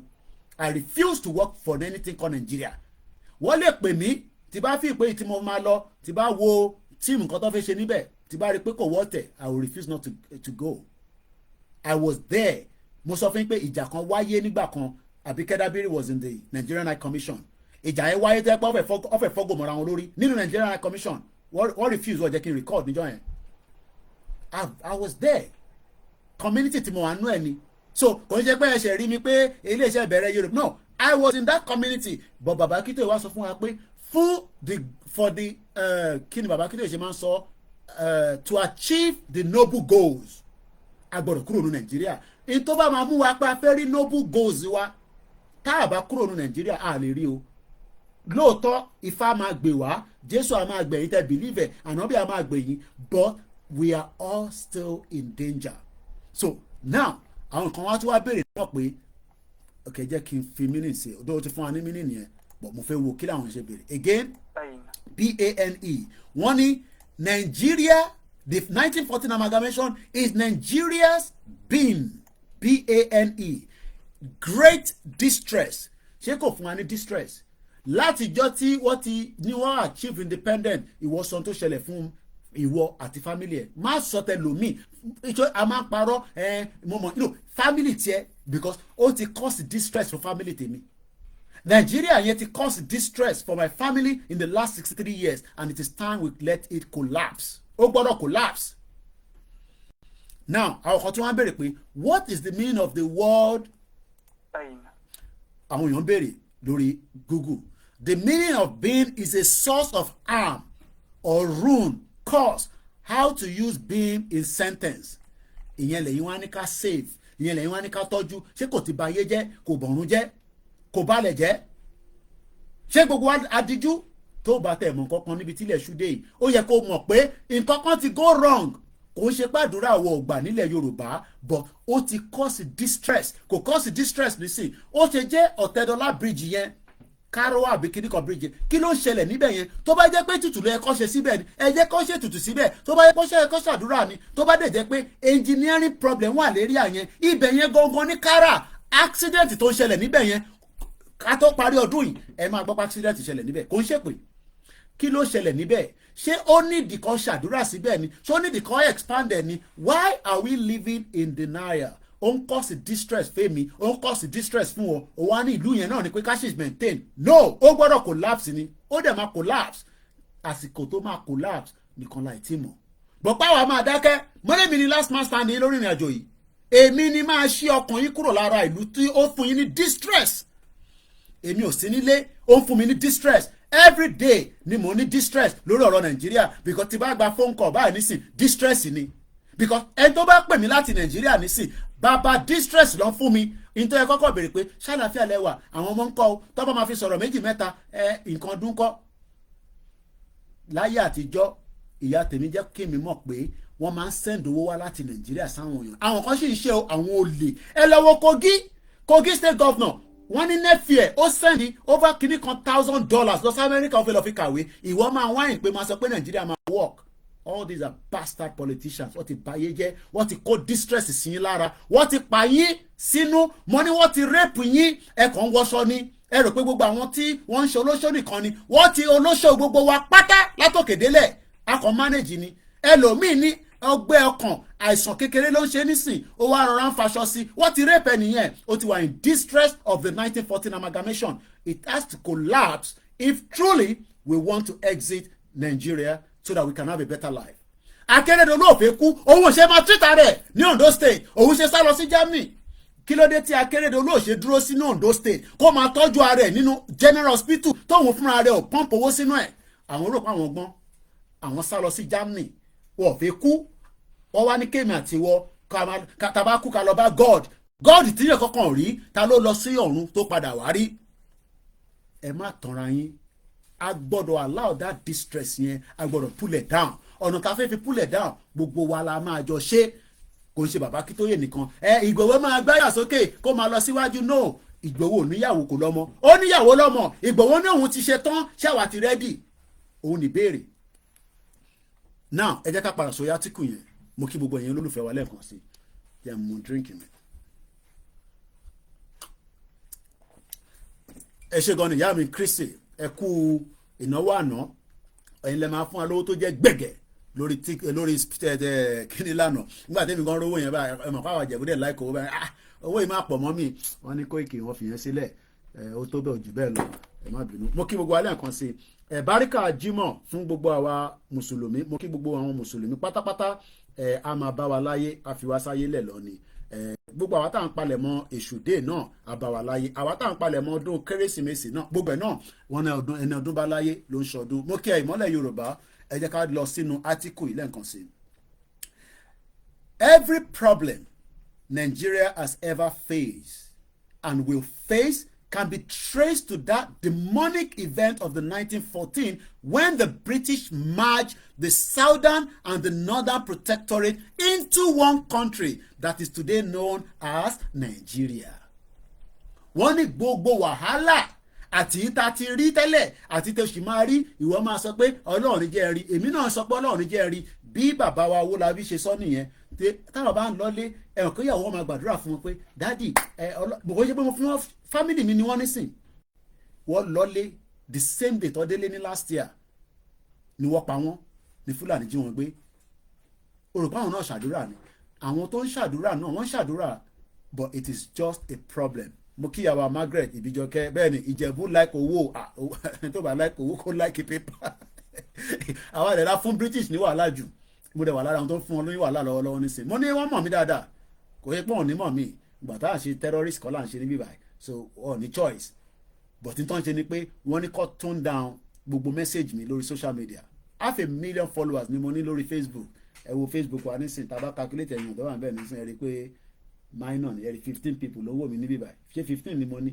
èèyàn ní 500,000 but nígbà tí mo dẹ̀ sọ̀rọ̀ àlefanṣá máa sọ̀rọ̀ kó àtòkò ní sẹ́ má bínú fún language yẹn ibà máa dàrú nísìnyí nígbà tí mo dẹ̀ ṣe ṣẹpẹtẹ́rì ìtawà gbé dání ó yàtọ̀ sí ìtawà gbé dání náà ẹ yẹ ká padà síbẹ̀ lẹ́ẹ̀kan wọ́n ní gbogbo problem tí Nàìjíríà face àti tó tún máa face can be traced back to the demonic event of the 1914 amalgamation ṣé mo kó tó bá yẹ pé Britain fi wá sílẹ̀ tí wọ́n máa jí wa tábàtẹ̀ wá sí ní problem àmọ́ pé a wà on our own kí ló máa jí wa fún mo ti sọ fún yín pé business center ni for their own selfish interest mo dẹ̀ máa ń sọ pé ìjà tá à ń jà àbá ọmọ British àwọn citizen wọn jà o because tẹ bá tẹ̀lé wọn dé ibi tó ti ń ṣe campaign wọn nílùú yìí àwọn ọmọ wọn ìfẹ́ tó ní sí humanity kò ń ṣe gbogbo wọn but àwọn tó nífẹ̀ẹ́ sí humanity ìyẹn máa wo pé ṣé àwọn people yìí ṣé wọ́n mọ̀ wá ni ó dà pé bí spirit kan náà máa ń jà lára wọn mo lọ sí event kan ní last year if not a year before nígbà tó dárúkọ kẹnsaro wíwá tẹ bá rí gbogbo wọn bó ṣe quiet wọ́n gbà àwọn eléyìí ò dẹ̀ mọ̀ kẹnsaro wíwá bò wọ́n mọ̀ because wọ́n mọ̀ pé ìjà òtítọ́ ló ń jà fún ẹ wo gbogbo Niger Delta yẹn wọ́n dẹ̀ ṣẹ́ẹ̀lì dẹ̀ destroy gbogbo bẹ̀ yẹn àwọn people yẹn ò lè pẹja mọ́ Buhari olórí burúkú ó ní àwọn máa clean ẹ̀ tó fi lọ fún 8 years wọ́n ti bẹ̀rẹ̀ project yẹn ẹ lọ sí Niger Delta eze o ẹja lọ́ọ́ máa ń pa níbẹ̀ ṣẹ́ẹ̀lì dẹ̀ destroy gbogbo ẹ̀ wọ́n sọ gbogbo bẹ̀ wọ́n pollute ntí ìjà ẹ̀kọ́ ní kẹnsaro wẹ́njà ní Abacha ní kọ́ lọ pákọ́ áńgẹ̀ tó fi suspend Nigeria kúrò in the community of kìnnì kan nígbà yẹn I pity a lot of us that are still in the hope that Nigeria mo kẹ́ ẹ̀ mọ́lẹ̀ Yorùbá. Let's go further. Britain had only one thing in mind while they were carrying out this fraudulent 1914 amalgamation: their administrative and economic conveniences. Administrative tọ́ba mẹ́rin tó ní administrative ìlú yìí ni ọ̀bẹ́dà ó lè bí tiwọn tọ́ba mẹ́rin tó ní ètò tó dẹ̀ ní tó ń pè ní ètò lọ́wọ́ ìgbà tó fẹ́ sin òkú queen ẹ lọ wo possession yẹn ẹ lọ wo mọ̀ wọ́n òyìnbó kan tó máa ń lò ẹ lọ wo choreography yẹn wọ́n ọ̀bẹ́dà ẹ̀mí a máa wà nílùú pé ìlú ìlú fẹ́ wá gbé ni wọ́n ní ètò wá kódà kámẹ́rà tún máa gbé ẹsẹ̀ lọ sọ́dọ̀ àwọn sójà tó máa march tó máa because àwọn ló ní ètò lọ́wọ́ administrative UK ló ní especially àwọn tá a ṣiṣẹ́ ní bí irú hotel for 10 years mo máa ń wonder pé kò tó tí event kan bá ti ń tán báyìí àwọn the same organizer yẹn ìjọ yẹn náà lọ tuntun book ìjọ yẹn náà látúntún plan àmọ́ wá plan títí event yẹn máa fi dé màá máa wọ pé àbájọ 10 years ni mo fi ṣiṣẹ́ nínú hotel nílùú yìí wọ́n ní ètò nígbà tá à ń ṣiṣẹ́ tí mo ṣiṣẹ́ dé Governor's House Hotel one of the 5-star deluxe hotel nílùú yìí tó bá ní báwọn èèyàn 1,000 bọ̀ wá jẹun ìlú yìí ní ètò wọ́n máa ń sọ fáwọn chef yẹn pé aago 10 gbogbo staff tó ń ṣiṣẹ́ nínú hall yìí àwọn ò gbọ́dọ̀ rí ẹyẹ níbẹ̀ wọ́n dẹ̀ gbọ́dọ̀ jẹ 3 main course kódà wọ́n tún máa mu tea ẹ wá máa rí eré ìgbìgbìgbì ìgbàgàgbàgà èèyàn 1,000 tó wá jẹun yẹn wọ́n bí ẹ̀dá because 10 o'clock yẹn wọ́n fẹ́ go live wọ́n dẹ̀ fẹ́ yẹ kó máa rí ẹyẹ nígbà tó bá ń ṣe live ẹ mọ̀ pé kámẹ́rà máa zoom wá sórí tébù yẹn kankan wọ́n lè ní that is Michael Jackson nígbà tó bá wá rí Michael Jackson tó sì ń jẹ tó sì ń mu súpù lọ́wọ́ wọ́n ní ètò no èmi kan mọ̀ pé wọ́n ní ètò I worked in the governor's house for a very good time ibẹ̀ mo ti drive àwọn bàbá mọ́tò mo ṣiṣẹ́ nínú as a waiter mo dẹ̀ ṣiṣẹ́ as a car attendant bàbá àwọn mọ́tò tó ń pe mọ́tò ránṣẹ́ ibẹ̀ mo ti mọ̀ pé olówó máa kúre ni àwọn mọ́tò kan wà wọ́n pààkì síbẹ̀ ẹni tó ní ó wà labroad a kàn máa ń bá wọn wọ́n bẹ̀ ìlú yìí wọ́n fẹ́ràn owó ìyẹn ló ṣe máa ń gba owó olè owó dis owó oríṣiríṣi ló wà nílùú yìí owó oríṣiríṣi gbé wọ́n ti torí ìwọ tó ń sọ pé o fẹ́ Nàìjíríà I pity you. Owó oríṣiríṣi ló wà nílùú yìí, owó oríṣiríṣi ló ń bẹ nílùú yìí, but ẹni tó bá wá mú nínú wọn wá forí ẹ̀ fágbọn bó ṣe forí kékeré màdùn fágbọn. Do you know amount of money tó kọjá through ìlú yìí láti Africa? Wealth wa tó wà nílùú yìí kò ṣe kékeré, kò jẹ́ kí a máa jẹ wa àwa ìrànmọ́ aládé. Ó yẹ ká wá sí ìlú yìí ká wá set up, ká dẹ̀ padà ká kọ̀ set àwọn nǹkan up. Kò ń ṣàwọn èèyàn wa la máa set up o, a máa set up àwọn ìlú míì, àwa máa wá padà sílé, àwa máa lọ ṣe gbogbo tá à ń ṣe. Ẹni tó fẹ́ máa ṣe deities, ẹni tó fẹ́ máa ṣe this, a máa train àwọn èèyàn. Ẹni tó fẹ́ ta pop-off, ẹ máa tà fún wọn. Ẹni tó fẹ́ ta mọ́ínmọ́ín, ẹni tó fẹ́ ta this, ẹni tó fẹ́ ta black soap, ẹni tó fẹ́ ta this. Àwa wá wà nílùú yìí, àwa dúpẹ́ fọ́lọ́run, àdúpẹ́ fọ́lọ́run náà ni. Ṣé wàá rí ìwọ tó ní èyí tẹ́ ẹ̀ sọ yẹn ò yé mi o, gbogbo àlàyé yìí ò tí yé mi o, no problem. Èmi gan mọ̀ pé mo wa mọ́tò, àwọn bàbá mọ́tò ó kàn máa wà náà ní àgbà jáde àsáré wọ́n mẹ̀ wá tún fi padà. Àwọn bàbá mọ́tò, àwọn mọ́tò tó ń pe mọ́tò ránṣẹ́, àwọn mọ́tò tó ń pe mọ́tò ránṣẹ́. I love that job then, but again in life you just have to move on. Very good job I did then, you know. Àwọn Arabs yẹn kẹrẹ tó bá dé báyìí wọ́n ṣe ṣìnà ju ìwọ tó ń sọ pé mùsùlùmí. Àwọn Arabs wọ́n ṣe ṣìnà bí wọ́n ta tẹ́tẹ́ ju kíló dálẹ̀ lọ. Tó máa wọ white garment wọn, àwọn máa ń sùn lọ́sàn-án ní gbogbo time báyìí nísìn. Arab ń sùn lọ́wọ́lọ́wọ́ nísìn lótẹ́ẹ̀l. Tó bá ti ń dẹwọ́ 5 wọ́n ti máa pè wá ní àwọn àtàwọn ibi tí mọ́tò wọn park sí pé ká bẹ̀rẹ̀ sí wọ́n mọ́tò yẹn sílẹ̀. Driver tó máa wá gbé mọ́tò yẹn tó wọ́n máa fi dé báyìí ọmọ kẹ́yà ọ̀dọ́ náà máa gbé mọ́tò yẹn padà wá máa rí bills of transaction tó ṣe ní gambling to the thousands and millions of dollars. Olórí burúkú ni wọ́n àwọn Arabs yẹn. Mò ń wo CBS 60 lánàá 60 minutes. Kò mọ̀ sọ pé ìwé àìní journalist international news yìí sẹ́wọ̀n pé Saudi Arabia àkó pa journalist kan sí Turkey ní Istanbul ní embassy wọn Khashoggi. Now wọ́n wá ń try láti bring back their image, but àwọn èèyàn sọ fún wọn pé information sọ pé ọba yín ló give go ahead pé kó pa journalist yẹn. Àwọn ní no kò rí bẹ́ẹ̀ this that they keep lying.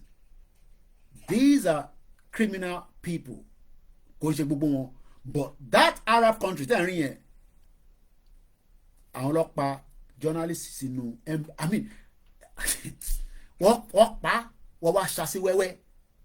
Àwọn tó dẹ̀ pa yẹn within hours wọ́n ti fi private jet wọ́n ti fi gbé wọn kúrò nínú Turkey wa ní ẹ pààyàn sílùú àwọn. Wọ́n kọ́kọ́ deny wọ́n ní ó wọlé lóòótọ́ ó wọnú embassy ìyẹn fẹ́ fẹ́yàwó ni àbí kankan ó ní ìdí láti gba àwọn dọ́kúmẹ́ǹtì kan wá wọnú embassy lọ. Ẹ mọ̀ kíyàn ó dàbí pé kí wọ́n Nigerian embassy nísìn káwá máa ní wọ́n wá mi àná nísìnyàn kan pè mí wọ́n náà wọ́n gbúrò máyégún ní Scotland. Wọ́n náà gbúrò máyégún kẹ̀ ẹ̀gbọ́n yẹn pè mí láti America ó send message èmi náà pé máyégún mo gẹ́tẹ̀ fóònù ẹ̀ lọ sí voicemail mo ní bí wọ́n ti báyàwó ẹ̀ ti lọ holiday ni nígbà tí mo send message sẹ́gbọ́n yẹn padà wọ́n náà ti padà rí pé wọ́n online pé àwọn kọ́ láti máa make sure pé àwọn check on every one of us ni in tó ń pè ní pé àwọn tó wà concern nìyẹn. Tẹ́ ẹ̀ bá rí wa fúnjọ́ mẹ́ta ọjọ́ méjì ẹ gbọ́dọ̀ máa bẹ̀rẹ̀ pé ń bọ̀ lọ́wọ́ especially àwọn táwọn pariwo báyìí kó má jẹ́ pé ti kidnap wa lọ. In tó ṣẹlẹ̀ sí Nnamdi Kanu ni àwọn olórí burúkú wọ́n jẹ́ kó kidnap Nnamdi Kanu wọ́n wá jẹ́ kó gbé láti Kenya. Àwọn tó yẹ kó pariwo Nnamdi Kanu síta pé àárí ọ̀gá wa o wọ́n dákẹ́. Ẹ wá ní káwọn Biafra má bínú tán. Àwọn tó yẹ kó tètè pariwo pé níbo ni Nnamdi Kanu wà àárí Nnamdi Kanu o wọ́n dákẹ́ for 8 days tí Fúlàní fi gbé Nnamdi Kanu dé Nàìjíríà. Let's continue. Britain had only one thing in mind while they were carrying out this fraudulent amalgamation. It was for administrative and the economic conveniences of themselves. They don't care about you, they don't care about me. Tó bá fi pé wọ́n care about us, wọ́n fún yín ní peanut, tọ́ ní gọ́ọ̀mẹ̀ntì máa ṣe dáadáa fún gbogbo wa, irọ́ ni gbogbo ẹ̀, it's all lies. Nothing more. The action of the British can be compared to a man who brought both herbivorous and carnivorous animals from the market and choose to put them in one cage to make it convenient for him to transport them home. Ẹ̀gbọ́n ìbò yẹn ẹ ṣáà mọ̀ tó ń pè ní carnivorous àti herbivorous tó bá mọ̀ kí á kí n ṣàlàyé fún wa ó dàbí pé kẹ́ gbé àwọn ẹranko tí wọ́n ní bára wọn ṣe kẹ́ gbé wọn together ó wá fẹ́ transport ẹ̀ lọ sílé ọlọ́run jẹ́ kí wọ́n gan délé òun lọ́rọ̀ nàìjíríà wọ́n kó amọ́ ẹrẹ̀ wọ́n kó amọ́ ìdọ̀tí wọ́n kó amọ́ tí kò jẹ́ kó wà pẹ̀lú wa as people of great importance tí elédùnmarè dá gbogbo wa àwa ní ká collapse ìyẹn lẹ́yìn kan wá ní kò yé wa o ẹ̀yin tẹ́ ẹ̀ sọ yìí ẹ má dẹ́gunlẹ̀ o tẹ́ ẹ̀ bá understand ẹ farabalẹ̀ kẹ́ béèrè. The future of Nigeria needs to collapse so that we can have a better life ahead. Let's go further. This man knew that the herbivorous feed on herbs and they are very harmless and they are easygoing. But herbivorous, ewé làwọn máa ń jẹ, very easygoing. They are even very harmless. Ó wá gbé èyí tó ń pè ní carnivorous, èyí tó jẹ́ pé flesh ló máa ń jẹ and they are most times very aggressive and violent. Mo wà lórí TikTok nídàjí nígbà tí mo jí because mo ti jí lọ́wọ́ òrùgbà mi yàn á kọ́ jí èmi gẹ̀ máa kọ́ browse èmi náà lọ sórí TikTok àwọn tó ń sọ mo ní bàbá kan tó ṣàn fìdí ajá ẹ̀ṣẹ̀ bímọ ni mo ń wo àwọn ajá wèrè kan tó yẹ kó máa ń burú gan yẹn mo á rántí àwọn oríṣiríṣi nǹkan tá a ti rí tájá máa ja àwọn ọmọ ẹ̀ ṣáà rántí àwọn ẹ̀yin náà àmúṣọ́ pẹ́ nìkan tèmi ti rí àwọn tó yẹ pé ní Nàìjíríà náà àti ní abroad ajá tó ṣẹ̀ bímọ tán á kó tún jẹ àwọn ọmọ tó bí yẹn ajá kí ló ṣẹlẹ̀ náà ó ti dìgbò lúgi nìyẹn o so they are flesh làwọn máa ń jẹ ẹ wá gbé animal tó ń jẹ ewé ẹ wá gbé kó èyí tó ń jẹ flesh ẹ wá kó wọn sínú kéèjì kan náà ẹ wá ní ẹ fẹ́ transport wọn kí lẹ́rù kó máa ṣẹlẹ̀ òun lọ́rọ̀ Nàìjíríà that is the current state of Nigeria tí wọ́n fẹ́ protect àwa ní ẹlẹ́rọ tútù olómi tútù làwa àwa máa ń gbàlejò ni àwa ò fẹ́ràn wàhálà àwa ọmọ aládé àwa ta nífẹ̀ẹ́ gbogbo yàn even nǹkan tá a bá hate ara wa a sì nífẹ̀ẹ́ gbogbo yàn àwa gbé wa pẹ̀lú àwọn kìnìún fídíò kan wà lọ́wọ́ mi tó ń bá màálù sùn àwọn ìṣẹ́yàn làwọn yẹn how did we even get to where àwọn tó ó jẹ́ kó ní understanding ẹ̀ tẹ́ ẹ kọ́ máa bínú jà wá lọ wọ́n bínú because àwọn rò pé àwọn save ìjọ kan the same set of people máa jẹ gbogbo yín ọ máa rí yín jẹ pẹ̀lú security tẹ̀ ń kó káàkiri yẹn wọ́n máa rí yín jẹ it's just a matter of time. This man knew that the herbivorous feed on herbs and they are very harmless and they are easygoing while the carnivorous they feed on flesh and they are most times very aggressive and violent. They were aggressive, they were violent. The way I talk might not be comfortable with you. That is why we are all different human beings. Mo kẹ́ jaya. Wọ́n wá kọ́ àwa èèyàn tútù, àwa tí a fẹ́ràn ẹ̀mí. Lóòótọ́ nísìnyí àti rí àwọn ọmọ Yorùbá náà tẹ́ pé ẹ̀mí ò jọ yín lójú but a fẹ́ràn ẹ̀mí. Wọ́n wá kọ́ àpẹ̀ láwọn tẹ́ pé tó bá gbé ọ̀rùn èèyàn báyìí wá dúnbùlẹ̀ wá dẹ̀ kò dẹ̀ sí tó kàn wọ́n. In other words, the herbivorous animals in that cage might end up as a meat for the carnivorous ones even before the man will reach his destination. He knew all these, but still choose to put those animals together. Ta ló bá kó àwọn animals yẹn separately. That is the problem in Nigeria. Wọ́n kó gbogbo wa together. Bishop Adesina wọ́n ní historically some set of Yoruba people were engrafted and incorporated into Britain. They are founder of the York City. British New Yoruba are indigenous of York City in UK. Mo dẹ̀ mọ̀ York tó ń sọ yẹn because that is Hull. Hull nìyẹn tó bá dé Hull yẹn is about almost tí bá travel tí bá fi gbéra láti bíbá ẹni sìn after take almost by road mo ti drive lọ́bẹ̀rẹ̀ nígbà tá a ṣe ń ṣe boys káàkiri mo ti lọ sí University of Hull ọmọọba Akíolú ọba Akíolú kò tí ì ṣọba nígbà yẹn o a lè sọ pé nísìnyí ọba Akíolú as at that time he was a policeman ọ̀kan náà ọmọ ẹ̀ mo ní dárúkọ ọmọ yẹn ìyàwó méjì ni bàbá yẹn fẹ́ school yẹn ló ti school mo kàn rántí nísìnyí University of Hull ẹ̀mí àtẹ́lẹ̀ ti mọ́ra lẹ́kọ̀ọ́ ẹ̀wọ̀n ọmọ lówó náà ọmọ lówó èmi náà ọmọ lówó lèmi náà anyway èmi bá fàájì tèmi lọ ní as usual mọ̀ pé boys la ṣe ń ṣe gbà yẹn àti ìfẹ́rẹ́ àti ìmárì ó ti yẹ ká má fi gbẹnu sọ̀rọ̀ èmi bá fàájì tèmi lọ mo gbé mọ́tò láti London mo ya lọ síbẹ̀ ó jì gan it's almost about some almost 7 or 8 hours. It's a long down, it's a long distance from London, láti London, n fẹ́ wo distance yẹn. It's a very long distance. I love long distance, drive. So nígbà tí mo wá débẹ̀ tèmi dẹ̀ ń ṣe fàájì tèmi lọ 4 hours 27 minutes láti London the Kingston upon Hall ibẹ̀ ní York tí Bishop Adesina yẹn tẹ̀ ń sọ ẹ̀ máa wà tó wà wàá gba Sheffield kọjá wàá gba Birmingham kọjá bí mo ṣe èmi dáadáa tẹ́lẹ̀ ṣe fàájì mo ṣe wọnú school wọn ìgbà yẹn mo dẹ̀ ṣe ní mọ́tò kan tẹ́mi náà ó yẹ yín tó ń dún tátátá ẹ wọlé nìyẹn tẹ́mi dẹ̀ lọ bá bí yẹn ṣe wá nìyẹn ṣáà ń sọ̀rọ̀ bí ọmọọba nísìn ìkànnà ọmọọba kábíyèsí ìyẹn Akíolú nígbà yẹn Akíolú làwọn máa ń pè nípa mi pẹ̀lú ọba ńgbà yẹn nísìn lọ́ba nísìn àlẹ́ rẹ̀ ìgbà Akíolú ni tàtẹ̀ mọ bàbá yẹn dáadáa ẹni lè tètè bá dẹ̀ máa fọlọ́pàá dẹ́rù bàbá ní phase 2 bí ṣe bọ́ ọmọ ṣe bọ́ bó ṣe wá bá mi ní ọkọ̀ gímí yọmí gíní kan kí ló ṣẹlẹ̀ kí ló wá ṣe lọ àṣà sọ̀rọ̀ fine girl lọmọ wọn yẹn ọgbọ́n ní South Africa àwa Nàìjíríà nìsín so ìrẹ́ ìmọ̀ pé má ti wà lórí road tipẹ́ but at the end of the day what I'm just trying to say is that our privilege our privilege and one of the son did not agree with the father till date. That's another topic for another day. Let's come back to the conversation. So arákùnrin yìí mọ̀ pé àwọn ẹranko méjèèjì yìí ìkan máa jẹ kan kó tó débi tán lọ in tí Britain ṣe fún wa nìyẹn wọ́n kó wa mọ́ àwọn tó máa jẹ àwa and today we are saying that we need to talk about it so that we can have a better life. So do we need the brain of Albert Einstein to figure out that the welfare of these animals was the last thing on this man's mind? Rather, all he cared about was getting them all home, whether dead or alive, without spending extra money for another cage and extra fare for that new cage. Kàkà kó separate gbogbo wa, wọ́n kó gbogbo wa together, and that is why there's friction.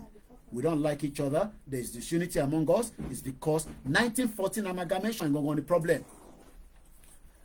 Nigeria is many nations. Àti sọ ilé tipẹ́tipẹ́, we keep repeating it. Mo kí ya bàbá wa Ifá Tony Akindele George ẹ ṣé gan ni. Ó kọ̀ yẹ pé orúkọ mi ẹ spell ẹ̀ dáadáa Òkìkí lẹ́kọ̀ instead of Koiki. Mr. Daniel Koiki, well done. Keep educating your people. Good work watching from Biafra land. Thank you so much. Remilekun Adeleye ṣé mo kí and every one of you that have joined us so far in this conversation. Mo kí ẹ Ògúnmọ́lá sọ pé good afternoon. Allow Baba mo kí gbogbo ẹni tí ẹ wà lórí MixLR. Let's go further and read more from this 1914 amalgamation. Nigeria is many nations forced to remain within an unworkable forced marriage. I want us to take note of that.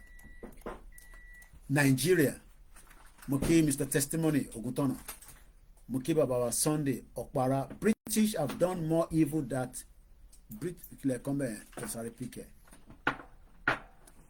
Moki Awalajumoke Kuka Olajire rather. When it comes to the movement, the most important thing you can bring to it is self, and no one should be left alone. We are in it together. Benny Eshigoni. Yawa Grace Olushotoni, Juma Mubarak to all our Muslim brothers and sisters, fathers, and Merry Christmas and a prosperous New Year in advance to my wonderful kids, sisters, brothers, mothers, fathers across the world. Imale Yoruba Moke Yawa Krisi Ekuno Wano, Mr. Sunday Okbarani. British have done more evil than good to Nigeria as a country with multi-ethnic religious beliefs together without any regard. Mr. Boboye Joseph, good afternoon, my brother. You said Moki as God. Keep the comment coming, and we appreciate every single one of you on the thread. We still have about how long that is so far. We've done 2 hours, so and you could do 3 hours. Look, yesterday we had over 4 hours, so exactly 3 hours. We're gonna end it. Emma Binet, Silver Badmos, the last man standing about time. Thank you so much, Mr. Dosi Oluwaseyi Olanrewaju. Well done. Thank you so much, sir. Also, Silver Badmos, thank you. AJ, anyone with dual citizenship must not be allowed to hold a political office in Yoruba nation. Well, that will be on the constitution of Nigeria, of Yoruba land then. Today's topic is funny, Mr. Koiki. How are they going to make that happen? Anyway, Mr. Koiki, this is the method that they have been doing to deceive Nigeria. And I think it's this already. Hopefully, we are showing data about this 50 million. Poverty in Nigeria. How Tinubu wants to do that, I don't know, but I wish him all the best. Because we're just 15 minutes before the end of the program, so that come out to do 3 hours now. So Nigeria is many nations forced to remain within an unworkable forced marriage. The amalgamation was born out of compulsion. That line, one nation born in freedom, peace, and unity, in our national anthem is one hell of a dirty lie. Ẹ̀gbọ́n kan tára kùnrin yẹn sọ. Ó ní national anthem tá à ń kà yẹn. Arise, O compatriot, Nigeria's call obey to serve our fathers. Ọlọ́run ní jẹ́ kí mi serve fathers land kankan. Màá serve ilẹ̀ Yorùbá, but I will not serve that shit to call Nigeria. Simon Ekpa served Nigeria by running for Nigeria. Look at what he is doing today. Sowore served Nigeria. Look at what he's doing today. Dele Giwa served Nigeria. He was bombed to death. Uncle Bola Ige served Nigeria. Chief Justice of Nigeria under Obasanjo, he died. Funsho Williams served Nigeria on the public sector for 17 good years. Tí mẹ́ni tó pa Funsho Williams lẹ́nìí, ìyẹn bàbá wa yẹn. Tolulope Arotile served Nigeria as the first helicopter combat pilot. Mr. Tokyo 778 Mokinyi. I have my own suggestion. Put that suggestion out. I can read it if it's worth reading. But please, we are not talking about armed struggle here. We're just talking on educating about people. But if you have your suggestion, you can put it out. I'll pick on it if I think it's worth reading. So, how many people have died in this country that Nigerians were reading the same national anthem during the EndSARS? What happened to them? They were massacred. So, that line, one nation bound in freedom, peace, and unity in our national anthem is a one hell of a lie. Where is the freedom? Where is the peace? Where is the unity? I'll ask the question again. Where is the freedom? Where is the peace? Where is the unity? I really think we have had enough of these rhetorics. This was 2017. I was better Yoruba nation. This article was written in Guardian newspaper in 2017, but because the social media, nobody's talking about it, this time around, many people are now understanding, okay, Mr. Koiki, it make sense, but kini Nigeria, what is Nigeria? Yes, there is a country running called Nigeria, but what truly is Nigeria? Awatawa, even indigenous people, but it is the British government as at that time that forced us together in this herbivorous and carnivorous cage. So one eats grass, one eats flesh. The one that eats flesh is going to end up eating the one that eats grass. It is high time that we got down to real business of paying ourselves the courtesy of being blunt. The One Nigeria slogan is one of the biggest organized lies of the century. I did not write this report. This was in 2017. Just Reason says, I have not seen a single Nigerian politician recite the national pledge. They will not, because it is not going to work for them. The One Nigeria slogan is one of the biggest organized lies of the century. But many Nigerians still do not want to accept that because they are living in illusion. It's the biggest lies. There's absolute nothing one about Nigeria. There is absolutely nothing about Nigeria. If we look at all the happenings in the country since 1914, amalgamation till date, we will discover that the only thing that binds us together is mutual suspicions of one another. Hey, you be Igbo, you must be doing fake and drugs. You be Yoruba only, you be scammer, hey, scammer, ole. Or you be Hausa, hey, we are all suspicious of each other. Every day, we are suspicious of each other and we will never trust each other. We will never trust each other, and it will remain like that till thy kingdom come, until we are ready to get the hell out of this contraction called Nigeria. Emma Benita Walori, Koiki Oduduwa. I'm just speaking on some of the comment coming there. Emma Benokwe, Prophetic Rufus, Mukinyi, Baba wa Biodun Olawale, say God bless you, my brother. God bless you too. Moki Egbomi Oluwa Folabi Sheun, and keep the energy up, my brother. Moki Mommy me, my big auntie Iyabo Olubu Moluwale. Moki our princess Adebimpe Awo Niyi. Mofita Otoki, Moki Bugbanwo Ekiti Parapo, Moki Kwara, Moki Oyo, Moki Egba, Moki àwọn tí Oṣòdì, Moki àwọn tí Lagos Island, àwọn tèmi ní gbogbo Agarawu, Moki ẹ̀yin tẹ́ ń bẹ ní Ojú Ẹlẹ́gba, Moki ní gbogbo Yaba o, Moki ní Abẹ́òkúta, Moki ní Ṣàpọ́n, mo kí ní Ọ̀ṣun, mo kí ní Sókà nílùú Ìbàdàn, ẹ kú ìtọ́jú bàbá wa Olóyè Ìgbòho, mo kí gbogbo ẹ̀yin tẹ́ ń bẹ ní Oǹdó lọ́dọ̀ àwọn ọmọ lókà lọ́hùn nílùú Àkúrẹ́, mo kí ẹ̀yin tẹ́ wà nílùú Èkìtì, mo kí gbogbo ọmọ Yorùbá lẹ́ẹ̀kan sí. A ti fẹ́ parí ètò náà, ó kù díẹ̀ chinchin ló kù. Now let's finish the final part. A very influential Yoruba monarch once threatened to drown Igbo residents in Lagos in the lagoon. Ọba Akiolu ni, ní láti ṣe máa sọ yẹn, òun ló fẹ́ máa borúkọ yẹn. Yet not even a single shop owned by the Igbo man was burnt in Lagos as a result of that threat. All the cat and dog fight between the Yoruba and the Igbo, there has been no case of these two tribes attacking each other physically. They always end in long grammar, which is how decent beings end their misunderstanding. But for some of the other regions, every disagreement must end in bloodshed. Àwọn nọ́ọ̀tì nìyẹn, àwọn máa ń jà tẹ́mi máa bọ́ lẹ́ni. Despite all the brutalities of the government, IPOB has never killed innocent people. Despite the volume of arms at its disposal, OPC has never attacked innocent people. Despite the gravity of environmental terrorism the federal government has carried out in the Niger Delta, neither men nor avengers have ever bombed innocent people. But even without provocation, the terrorists in the other part of Nigeria killed many innocent people, take over their land with active support of the government. All the killings of innocent people that have been carried out so far, starting from the Igbo program of 1945 in Jos and that of 1953 in Kano, were all carried out by the enemies of Nigerian unity. Are we waiting for Rwanda, 1994? Example, before we summon the needed courage to stop believing our own lie about Nigeria being won. This country has since reached its elastic limit. It can no longer stretch again. India and Pakistan were once a country. Today, look at India and look at Pakistan and tell me what you see. The only solution to all our problem of this country is federalism in letter and spirit. Anything short of this will only leave us with the peace of graveyard, which is no peace at all. We must renegotiate our coexistence.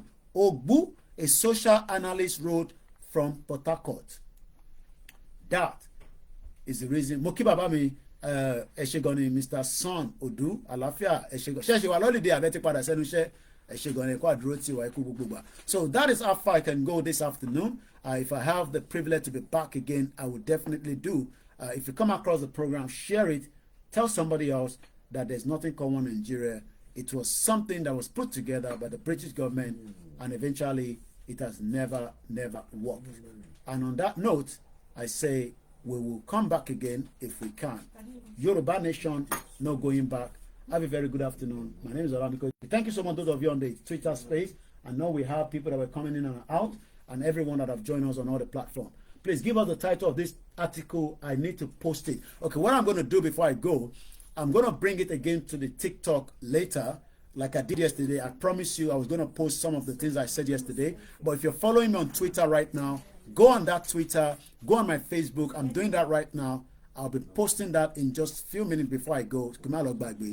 So I want us to go there. You will read the link there, and you'll also be able to get the message of why we say Nigeria will never work. Nigeria is a crime scene. Nigeria was put together for the selfish interest of the British government as at the time, and they will not tell you that, but my job is to remind you that the 1914 amalgamation is one of the biggest fraud in the humankind or human race that I've saw. So I'm posting that right now, and I want us to all go and read it. I'm going to post it on the Twitter, which is X. I've just done that now.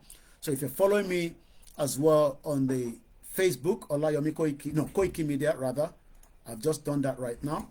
You can also go and read it from there. But if I send the link and we'll see Twitter, TikTok. There's no solution without an ethno-linguistic Yoruba nation. How can we get rid of Indigbo? You cannot get rid of Indigbo. Give them freedom and let them go, and we lock our borders. That's all. You cannot.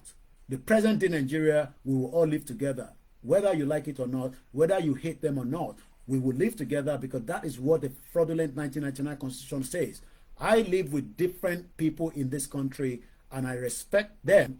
I abide by them. I don't have to agree with them, but that is what the law says. If I don't agree with them, I should then be checking out of UK. But I decided to live here for 25 years, even though I don't want to say I hate anybody, but I don't agree with everything that happens in this country. But for now, I'm living here because I have to abide by the rules and regulations.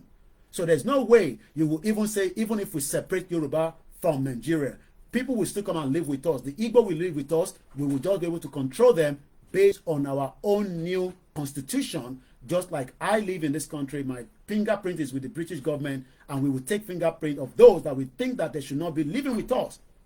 You cannot have a country and say, Yoruba ni kan lo ma wa níbẹ̀. The world is so big. So this and all this again is what the British created. The British wanted us to hate each other.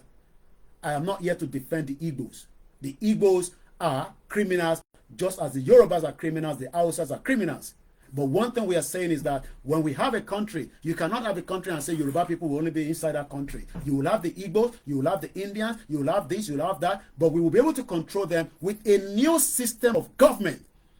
And that is not going to happen in the present day Nigeria. And that is a fact. British refused to give Al Fayed a British passport. He owns Harrods. He's a billionaire, not in Naira, in pound sterling. He was never given a British passport till he died in this country. His daughter, his son, Dodi, was the one going out with Princess Diana. May her soul rest in peace. From what we heard, we know that that death has a lot of hands. It was not a natural death, because Princess Diana, from what I got, was already pregnant for Dodi, and that will never happen in the history of this country. So one thing is, for when people say that we want a Yoruba nation, but you don't want Igbo to live with you, I don't know how that is going to happen, because we have lived together before. What we can only do is we will have a new rules. The current 1999 Constitution allow the Igbo to live anywhere. If you sell your land to them, that is your own cup of tea.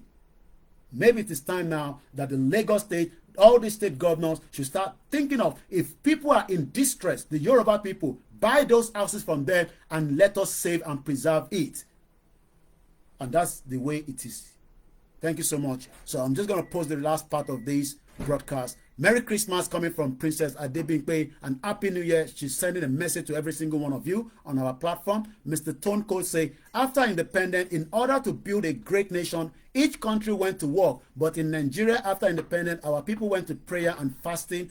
So while we were praying, Malaysia came here and took our palm seed, built a great factory. They are the second largest palm oil producer in the world today after Indonesia. While we were praying, Singapore went into investment in technology. As at 1982, Babakintoye told us that Singapore was just very backwards. While we were praying, India went into ICT. They are one of the countries that are producing and polishing diamond. Go on my page, I posted it yesterday. While we were praying, China went into a massive industrialization. If you think that Bola Tinubu is going to take out 200 million out of poverty, we will still collapse Nigeria on his head.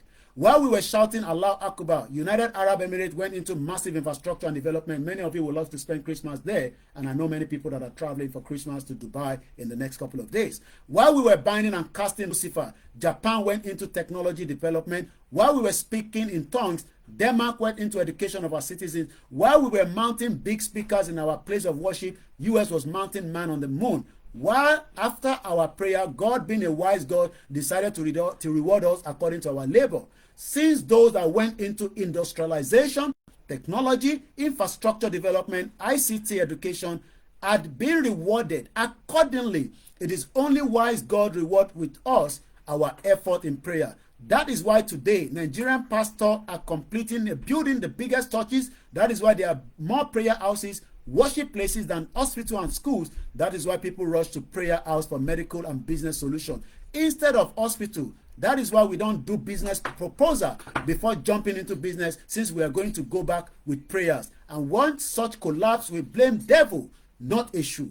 Do not blame Eshu for our problems.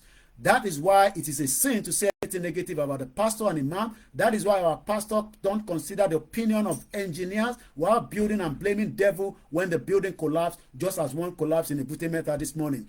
That is why the faith in God replaced building pillars. When it collapsed, we blame it on Lucifer. That is why our pastor are making sure that they plant church branches instead of schools in every street in Nigeria.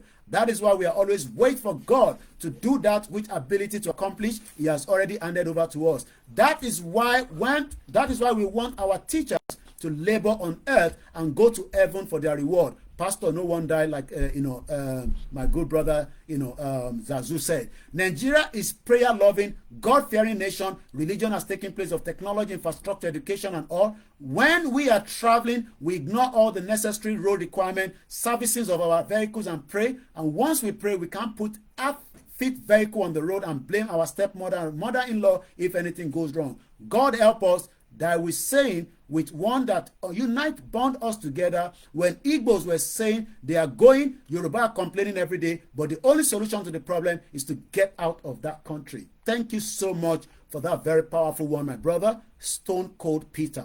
My name is Olami Koiki. If you're new to the platform, share it. Remember to follow us. One thing is, my page has been shadow banned, and that means that most of my message do not travel as much as I would love it, because they know that if 500,000 people listen to me every day with this kind of message, we will dissolve Nigeria within 1 year. Thank you so much, Ebony Ambassador, my sister there, and good job that you're doing within the community. I love you so much, my sister. And on that note, I will wish you Merry Christmas. If I come back, fair enough. If I don't, I'm sure, just make sure you tune in as we will continue to bring you all this news coming out of Nigeria. Olayomi Koiki is my name. 22nd, 12, 2023, 8 minutes past 2 p.m. I lock the date and the time because the next generation will listen to all these broadcasts and they'll be satisfied that some of us stood our ground, fought for the freedom that is going to happen in our lifetime. Bye for now.